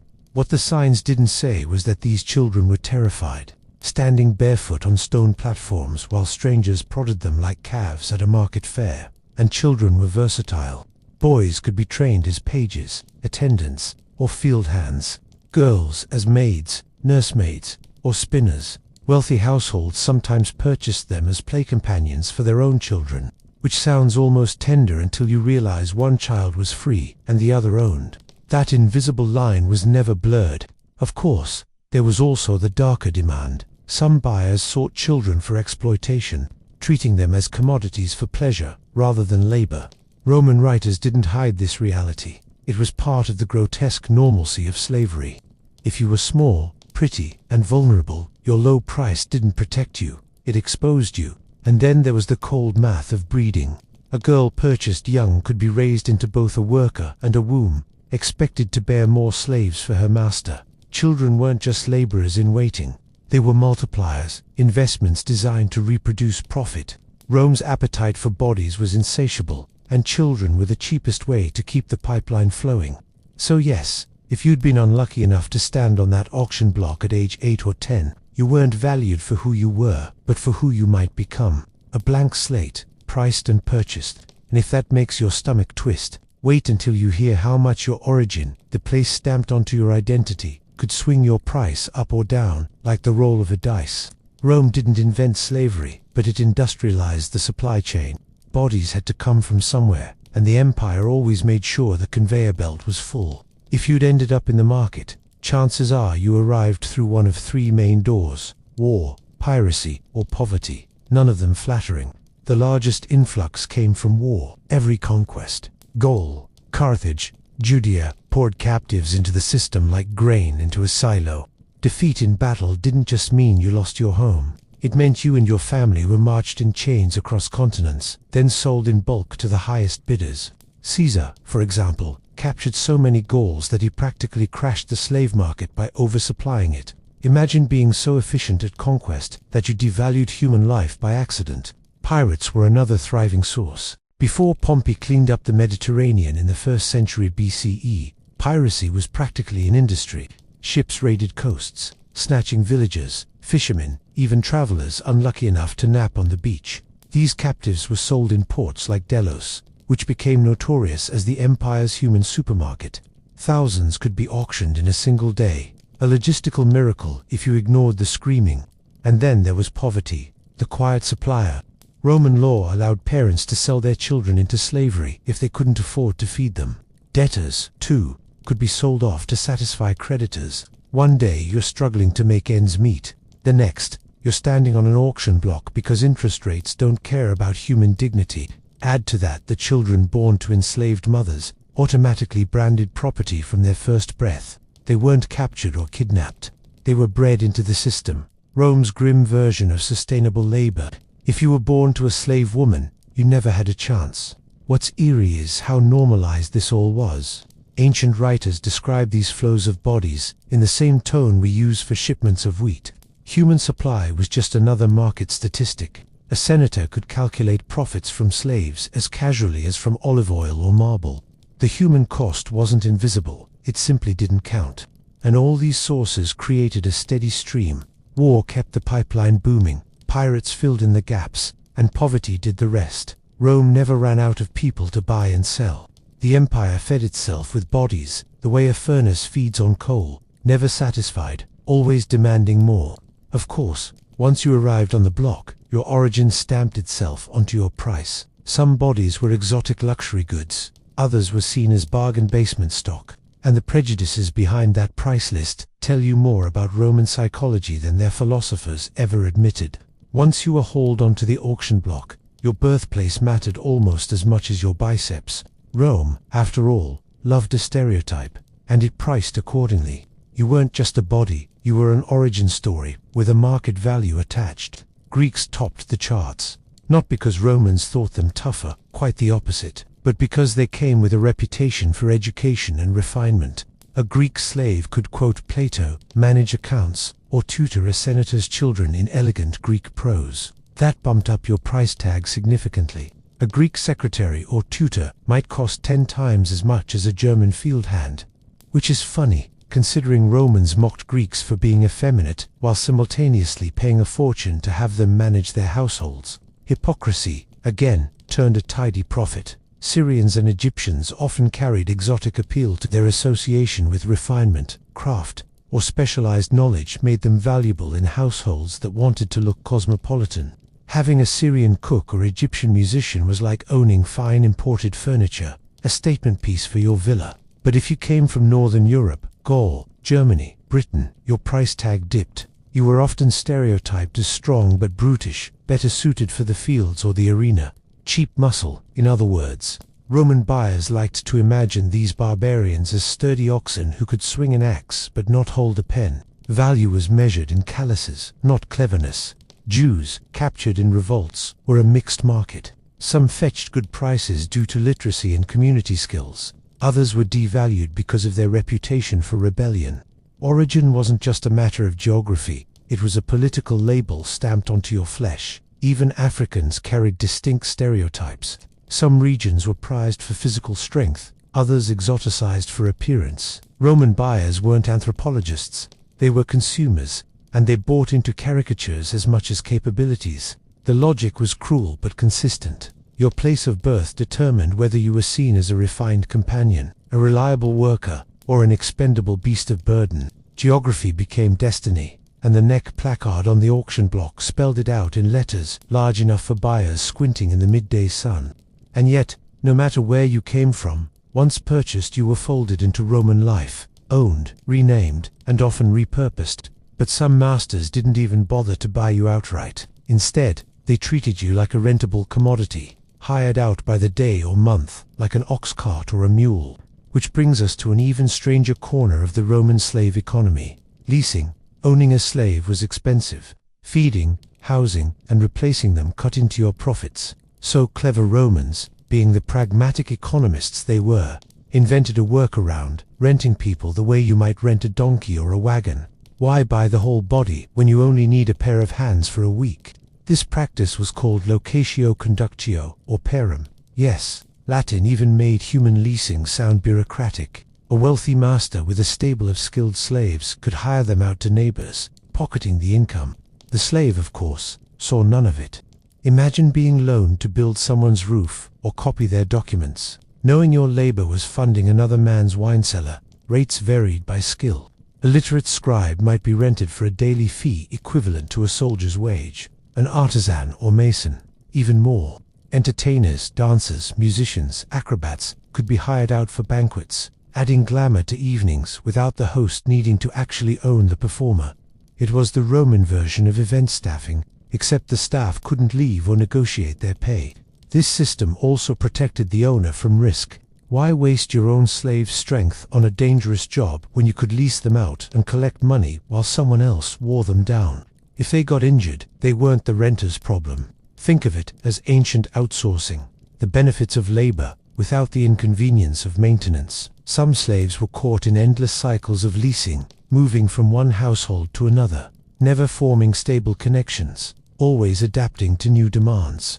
The human life became an invoice line, shuffled around to maximize revenue, and Romans, with their knack for turning cruelty into routine, barely blinked. The strangest part, a skilled slave could end up generating far more income for their master through leasing than through direct service.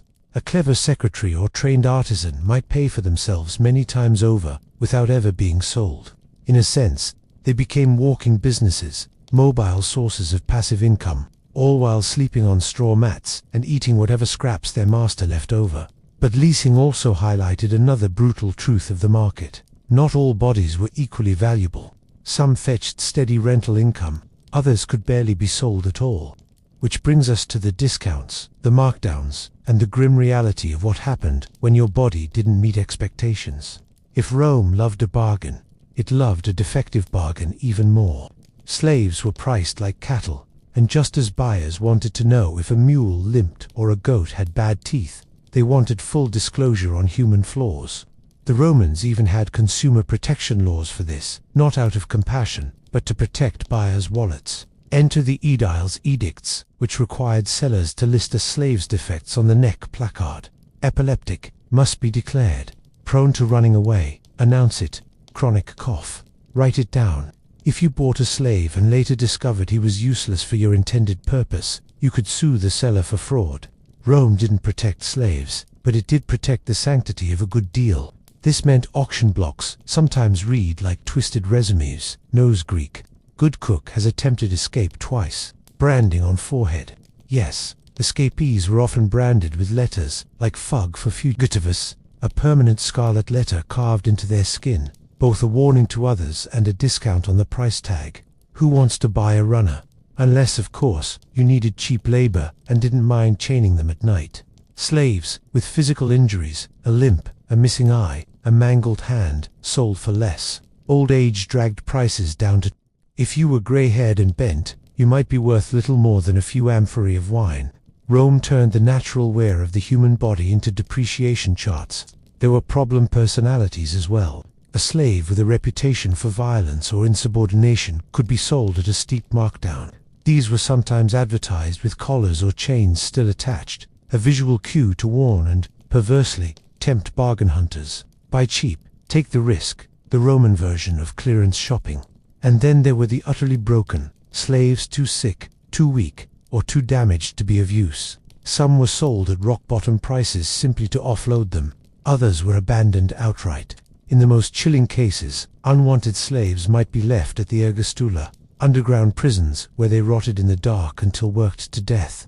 Even Rome's discount aisle was brutal. Branding wasn't just for punishment. Some owners branded slaves routinely, stamping their flesh with a name or emblem, like tagging livestock. Collars inscribed with, if found, returned to be, have been unearthed in archaeology. Grim proof that a human being could wear their owner's address around their neck like a stray dog.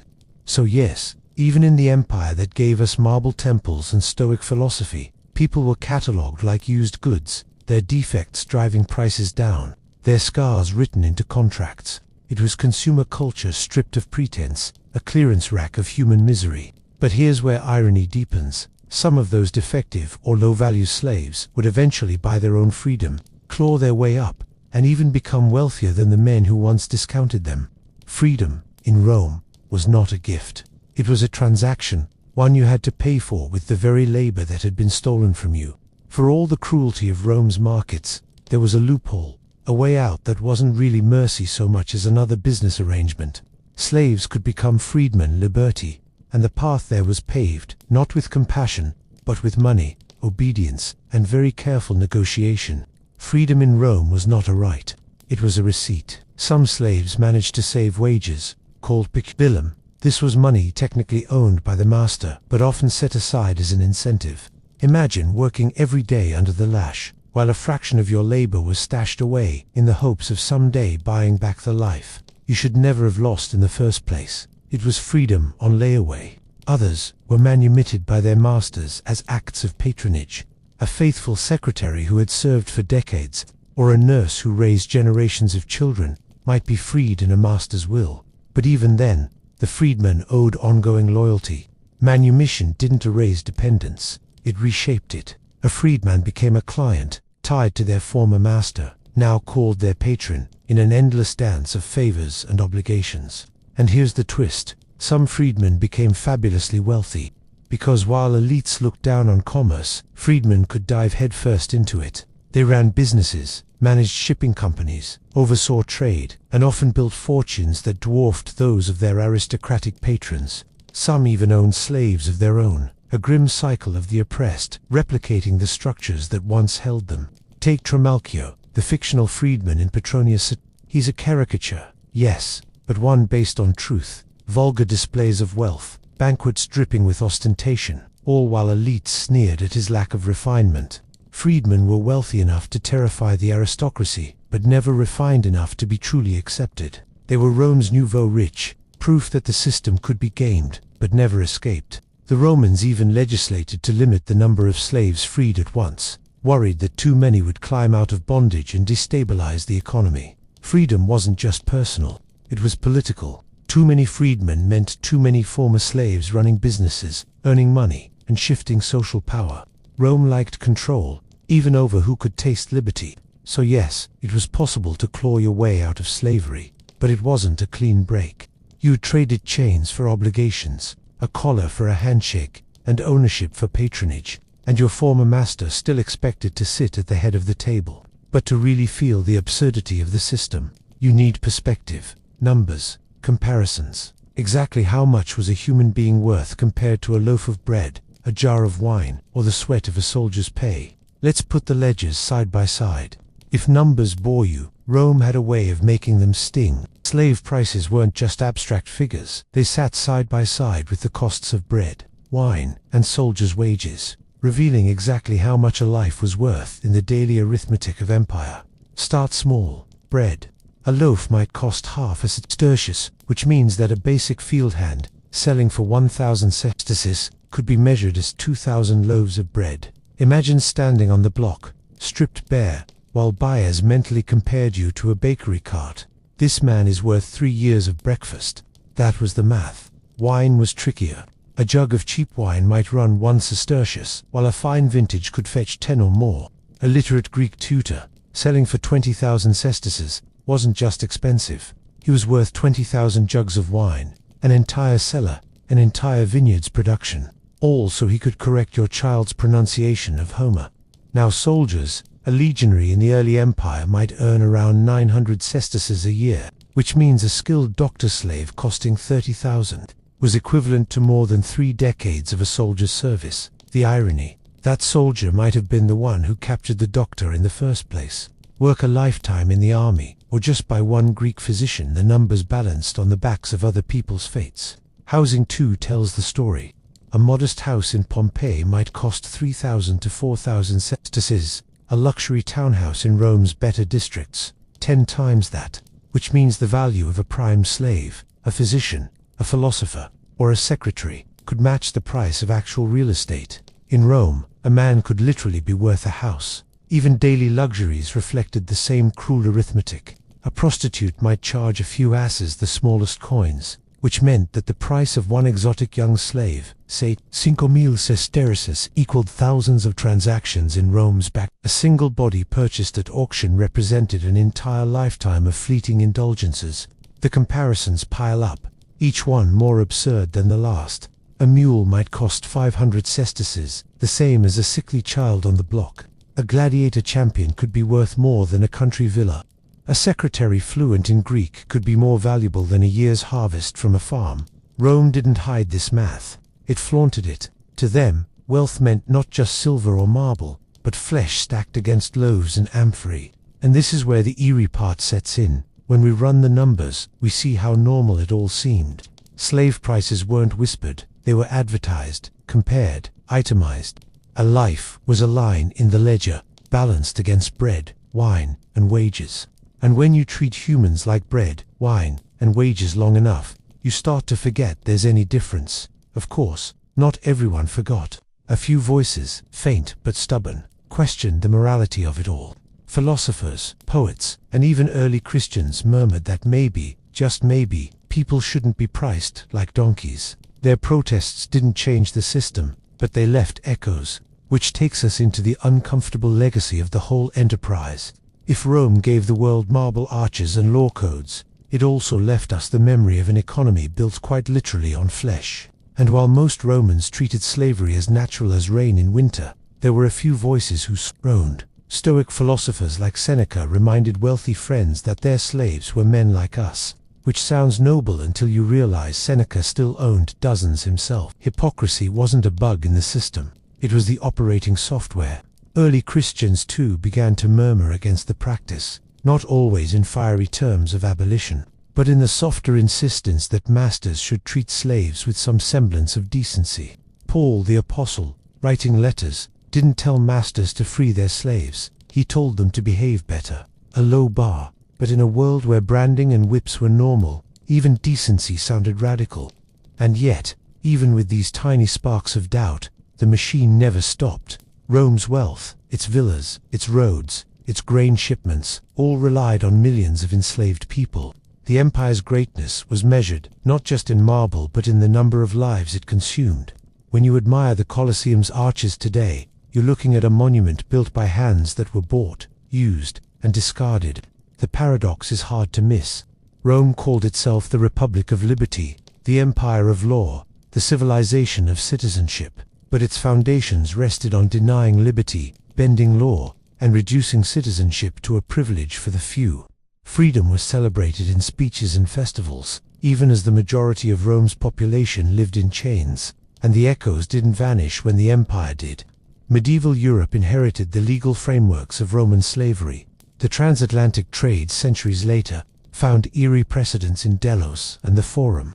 Rome normalized the idea that entire economies could run on the ownership of human beings, a legacy as enduring as its aqueducts. But perhaps the eeriest legacy is silence. We know the names of emperors, senators, generals. We rarely know the names of the millions sold, branded, or broken.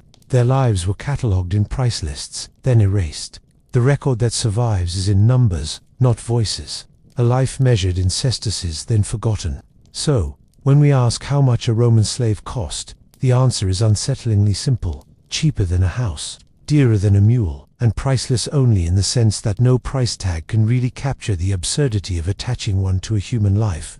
Rome did it anyway, and the world learned how normal cruelty could be when written in ledgers. And there, perhaps, is the true Roman inheritance, not just monuments of stone, but the memory of how casually humans can turn one another into commodities. A lesson that lingers, if you're willing to hear it, in every crumbling ruin.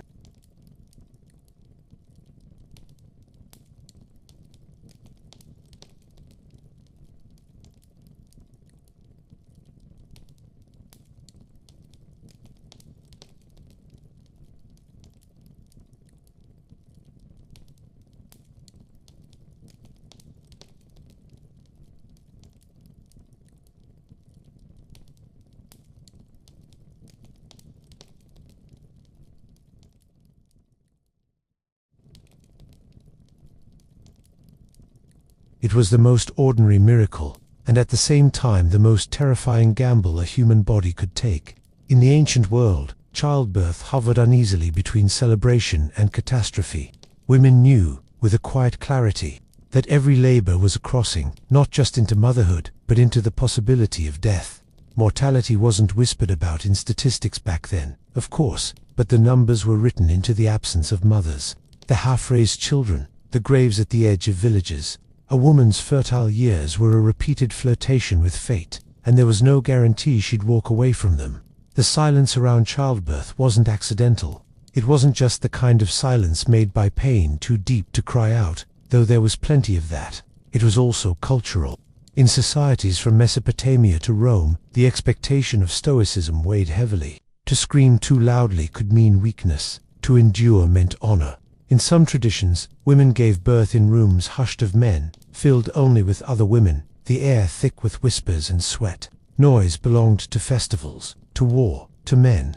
Birth was supposed to happen behind doors, sealed in its own kind of sacred hush. But terror leaked through the walls. Even when a baby's cry finally broke that silence, everyone present knew they had heard it at the cost of blood. Labor pain was not just discomfort, it was agony with consequences. Each contraction a reminder that a life could slip away at any moment. Infection, hemorrhage, exhaustion, all lurking, waiting. And yet, every society layered this terror with ritual, as though words and symbols could bargain with the gods, bribe the spirits, or distract death for just long enough. Still, the body itself had no interest in ritual. It simply tore itself open, bones straining under the weight of inevitability. And the risk was far from over once the first cry came. The act of giving life so often doubled as a negotiation with death, an uneasy contract written in the blood that stained the floor, the mat, the dirt. And that blood leads naturally into the next truth. The body's risk wasn't poetic, wasn't symbolic. It was literal, bones and sinew against forces too large to tame. Blood was everywhere in ancient childbirth, not in the neat, sanitized trickle of a hospital delivery, but in torrents that stained mats, straw, or packed earth. Hemorrhage was among the greatest killers, and once it began, there was nothing to stop it. No transfusions, no sterile clamps, just hands pressing against wounds, cloth soaking until it couldn't soak anymore. A woman could be alive and talking one moment, and ghostly pale the next, her pulse fading with each contraction. The entire households carried the memory of mothers who had bled themselves empty, bringing a child into the world. And then there were the bones. The pelvis, a narrow gate in too many cases, turned childbirth into an impossible geometry problem. Anthropologists studying ancient skeletons have found signs of obstructed labor carved into the very bones, grooves from prolonged pressure, fractures from desperate attempts to push life through an opening to small, mispositioned baby could mean days of agony, a labor that stretched on until both mother and child expired, locked together in a final, fatal embrace. Even when the child survived, the mother's body was left scarred. Tears, fistulas, infections, these weren't rare complications, they were common aftermaths. Women who lived through one birth often carried the consequences into the next. Their bodies weakened, their chances of survival shrinking each time. It wasn't uncommon for girls barely past puberty to die on the floor of a hut, their bodies simply too small for the task that tradition demanded of them. All the while, this was framed not as medical crisis but as fate, the god's will, nature's demand, or punishment inherited since the beginning of time. No matter the culture, there was always a story to explain the suffering, to give it some kind of meaning when the body gave none. And when stories weren't enough, when the blood refused to stop and the bones refused to yield, everything depended on the hands that guided the process. The midwife crouched close, deciding whether the scene ended in survival or in another body carried out for burial. The midwife's hands were often the only barrier between survival and the grave. They weren't trained in the way we'd recognize today. No textbooks, no sterile instruments, but their knowledge was carved from experience, passed down in whispers and practice. A midwife might have delivered dozens of babies, maybe hundreds. Her memory a catalogue of crises, which herbs might slow bleeding, which position might turn a stubborn infant, which prayers seemed to coax the body into releasing life instead of clinging to death. Their authority was paradoxical. On one hand, they were revered, indispensable, in a world where childbirth was a gamble no family wanted to lose.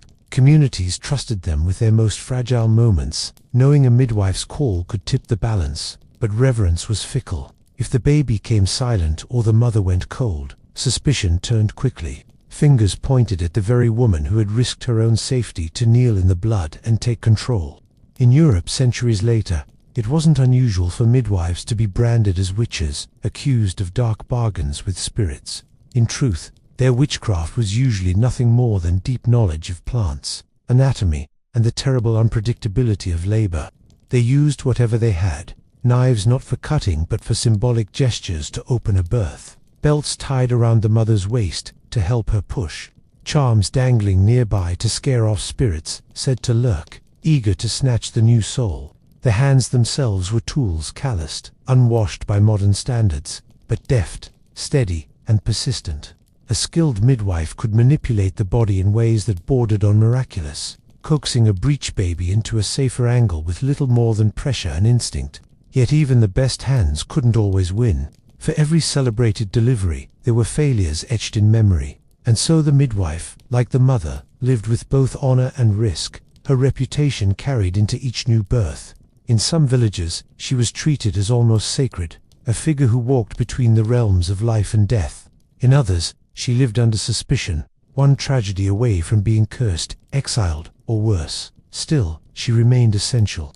No society could do without her. And that's why the spaces she worked in, the huts, the corners, the dimly lit chambers, mattered just as much as her touch, shaping the birth itself into ritual as well as survival. The place of birth was never just practical, it was symbolic, ritualized, and soaked with meaning. Across cultures, women gave birth in spaces that weren't chosen for comfort, but for what they represented. In many societies, childbirth took place in small huts or secluded rooms, sometimes built solely for that purpose. Among the Dogon of Mali, there were designated birthing houses where women labored away from the main compound, marking the event as both sacred and dangerous. In ancient Egypt, records speak of birth bricks, clay platforms, women squatted upon, decorated with protective symbols, as if to remind the body that it wasn't laboring alone but surrounded by spirits enlisted for help. Thresholds carried particular weight. The act of childbirth was understood as a crossing, so women often gave birth near doorways, on mats laid at the liminal line between inside and outside. To deliver at a threshold was to stand between worlds, the mother straddling life and death, the child suspended between non-existence and breath. The architecture of the space mirrored the vulnerability of the body, making the birth itself a ritual of transition as much as biology. And the atmosphere inside these rooms was thick with more than heat and pain. They were women's spaces, closed to men in most traditions, humming with murmured instructions, chants, or sometimes complete silence. In some cultures, singing was used to ease the rhythm of contractions, while in others, the presence of too much sound was thought to invite spirits. Light itself could be a concern. Fires dimmed, windows shuttered, the space kept in shadow as though birth demanded secrecy. These choices weren't arbitrary. They reflected a deep awareness of the fragility of the moment. A baby born in the wrong place, under the wrong conditions, was believed to attract misfortune. Placenta disposal too was tied to the architecture, buried beneath thresholds, sealed within walls, or cast into rivers, as if the afterbirth had to be tucked back into the world in just the right way to prevent spirits from meddling. The very walls, then, became witnesses. They absorbed cries, blood, whispers, the memory of lives arriving, and sometimes lives ending.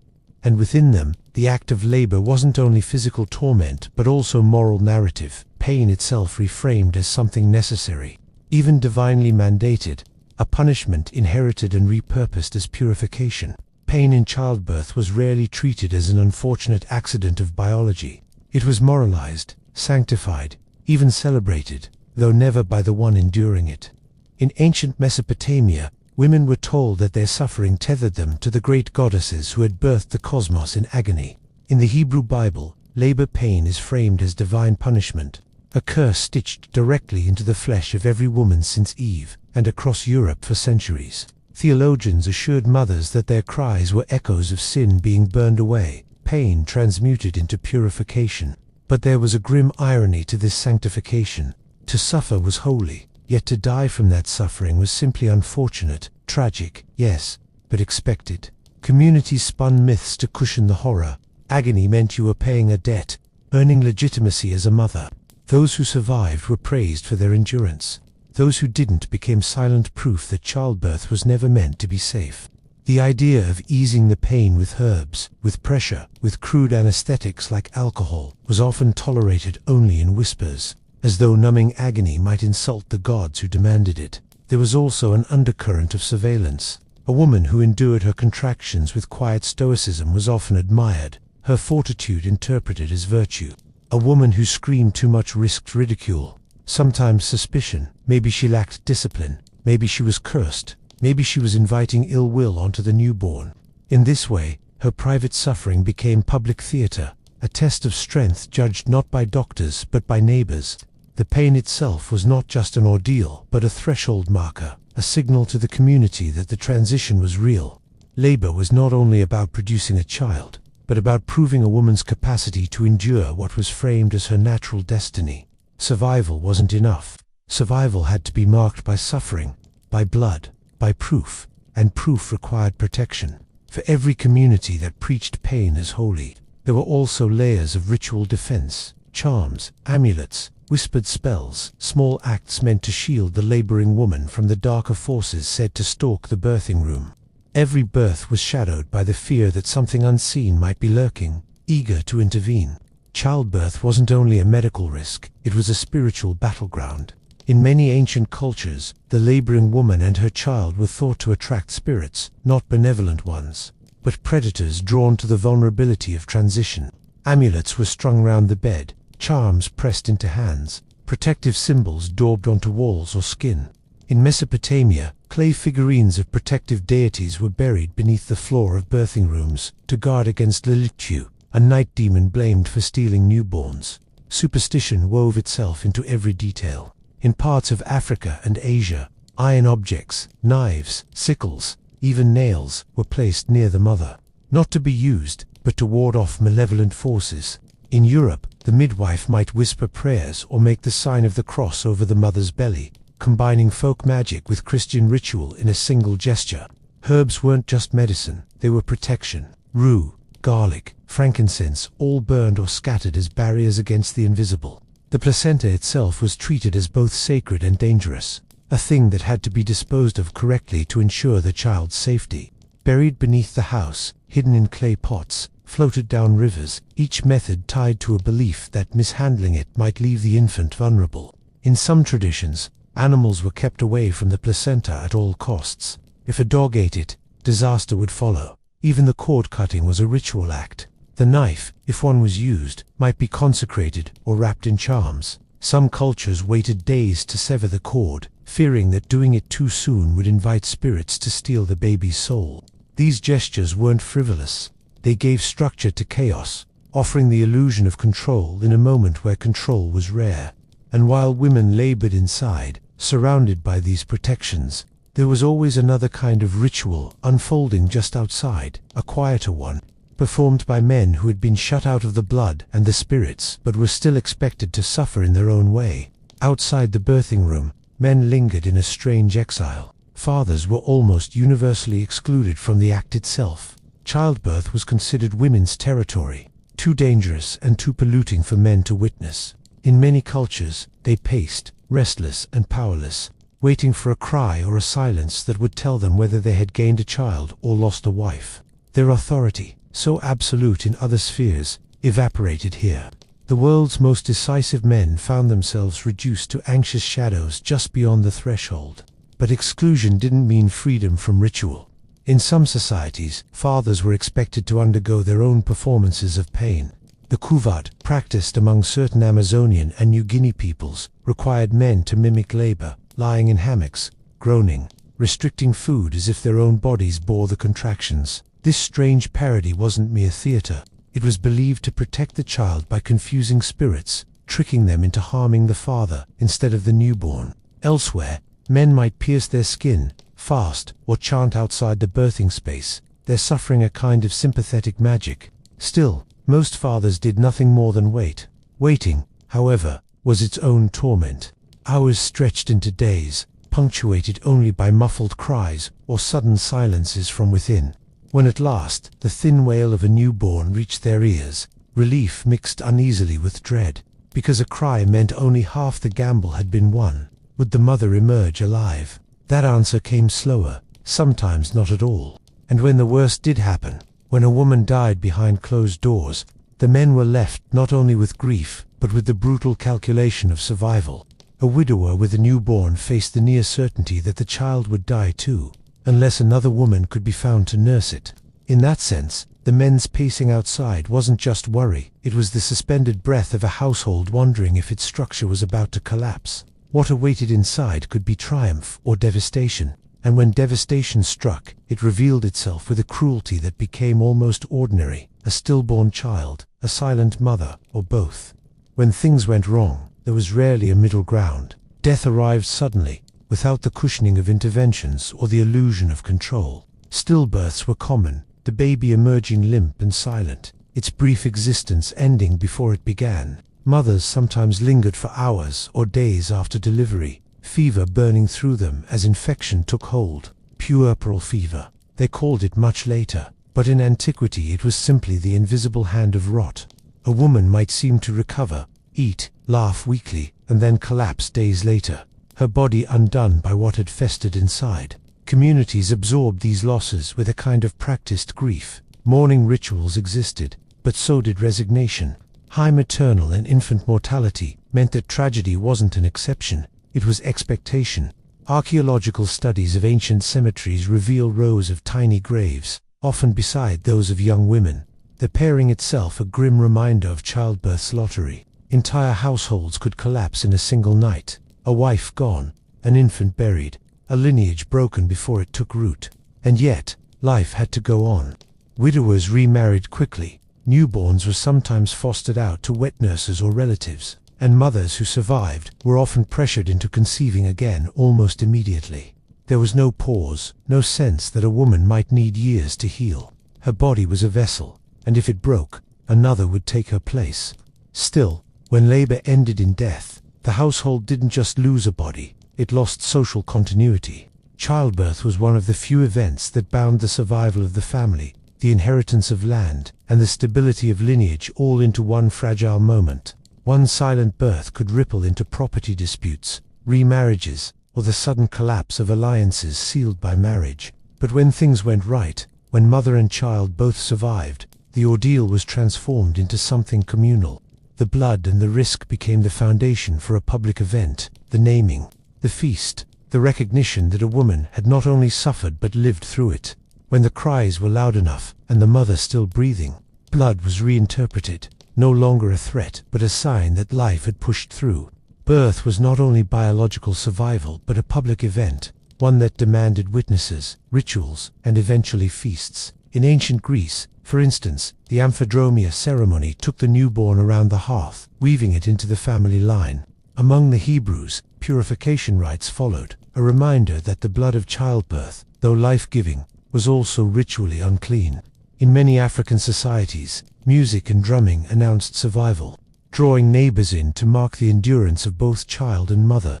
The mother's survival was celebrated almost as much as the child's existence, though rarely spoken of that way. She emerged pale, trembling, still bleeding, but her endurance carried symbolic weight. She had passed through a liminal zone and returned. This endurance often earned her temporary honor, food brought to her, women gathering around with gifts, chants praising her strength. Yet the celebration was double. Joy was always tempered by fear of relapse, of fever, of sudden death in the days after. The blood itself was central to the social meaning. In some cultures, it was hidden quickly, burned or buried, to keep its dangerous power contained. In others, it was acknowledged openly, its presence proof of the ordeal. The community knew that without this blood, without this suffering, there would be no continuity, no children to inherit land, no bodies to carry memory forward. In that sense, blood was not private but public, a kind of currency that purchased the community's future. Every birth was thus folded into the social fabric. It tied women together, bound men to responsibilities, and confirmed that the family line had not snapped.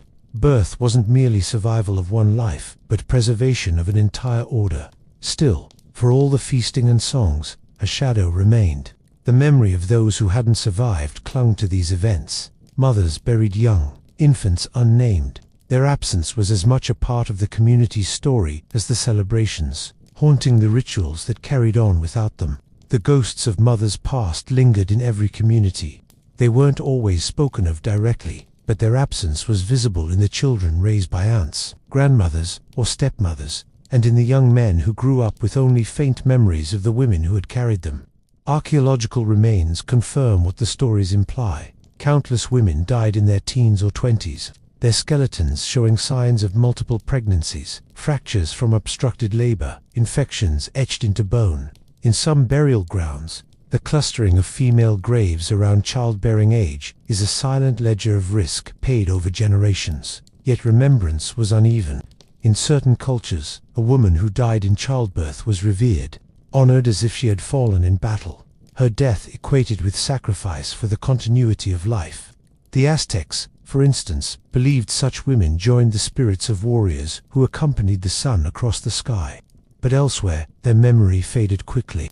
Names lost, graves unmarked, their lives subsumed into the anonymity of the mother who died. Survival was valued more than sacrifice, and once the community had secured its continuation, grief thinned into pragmatism. Children of dead mothers carried that shadow too. Many didn't live long, their odds sharply reduced without a woman to feed and tend them. Those who did survive often carried a kind of invisible inheritance, stories of their mother's suffering, warnings woven into family lore. These ghosts didn't just haunt the past, they shaped the future, reminders of the fragility of every birth yet to come. And so childbirth in antiquity was never just a moment of creation. It was a cycle of life and loss, of survival celebrated and death normalized, a ritual that bound together the living and the dead. Behind every cry of a newborn lay the silence of countless women whose bodies had been the threshold vessels of both continuity and erasure, honored and forgotten in the same breath.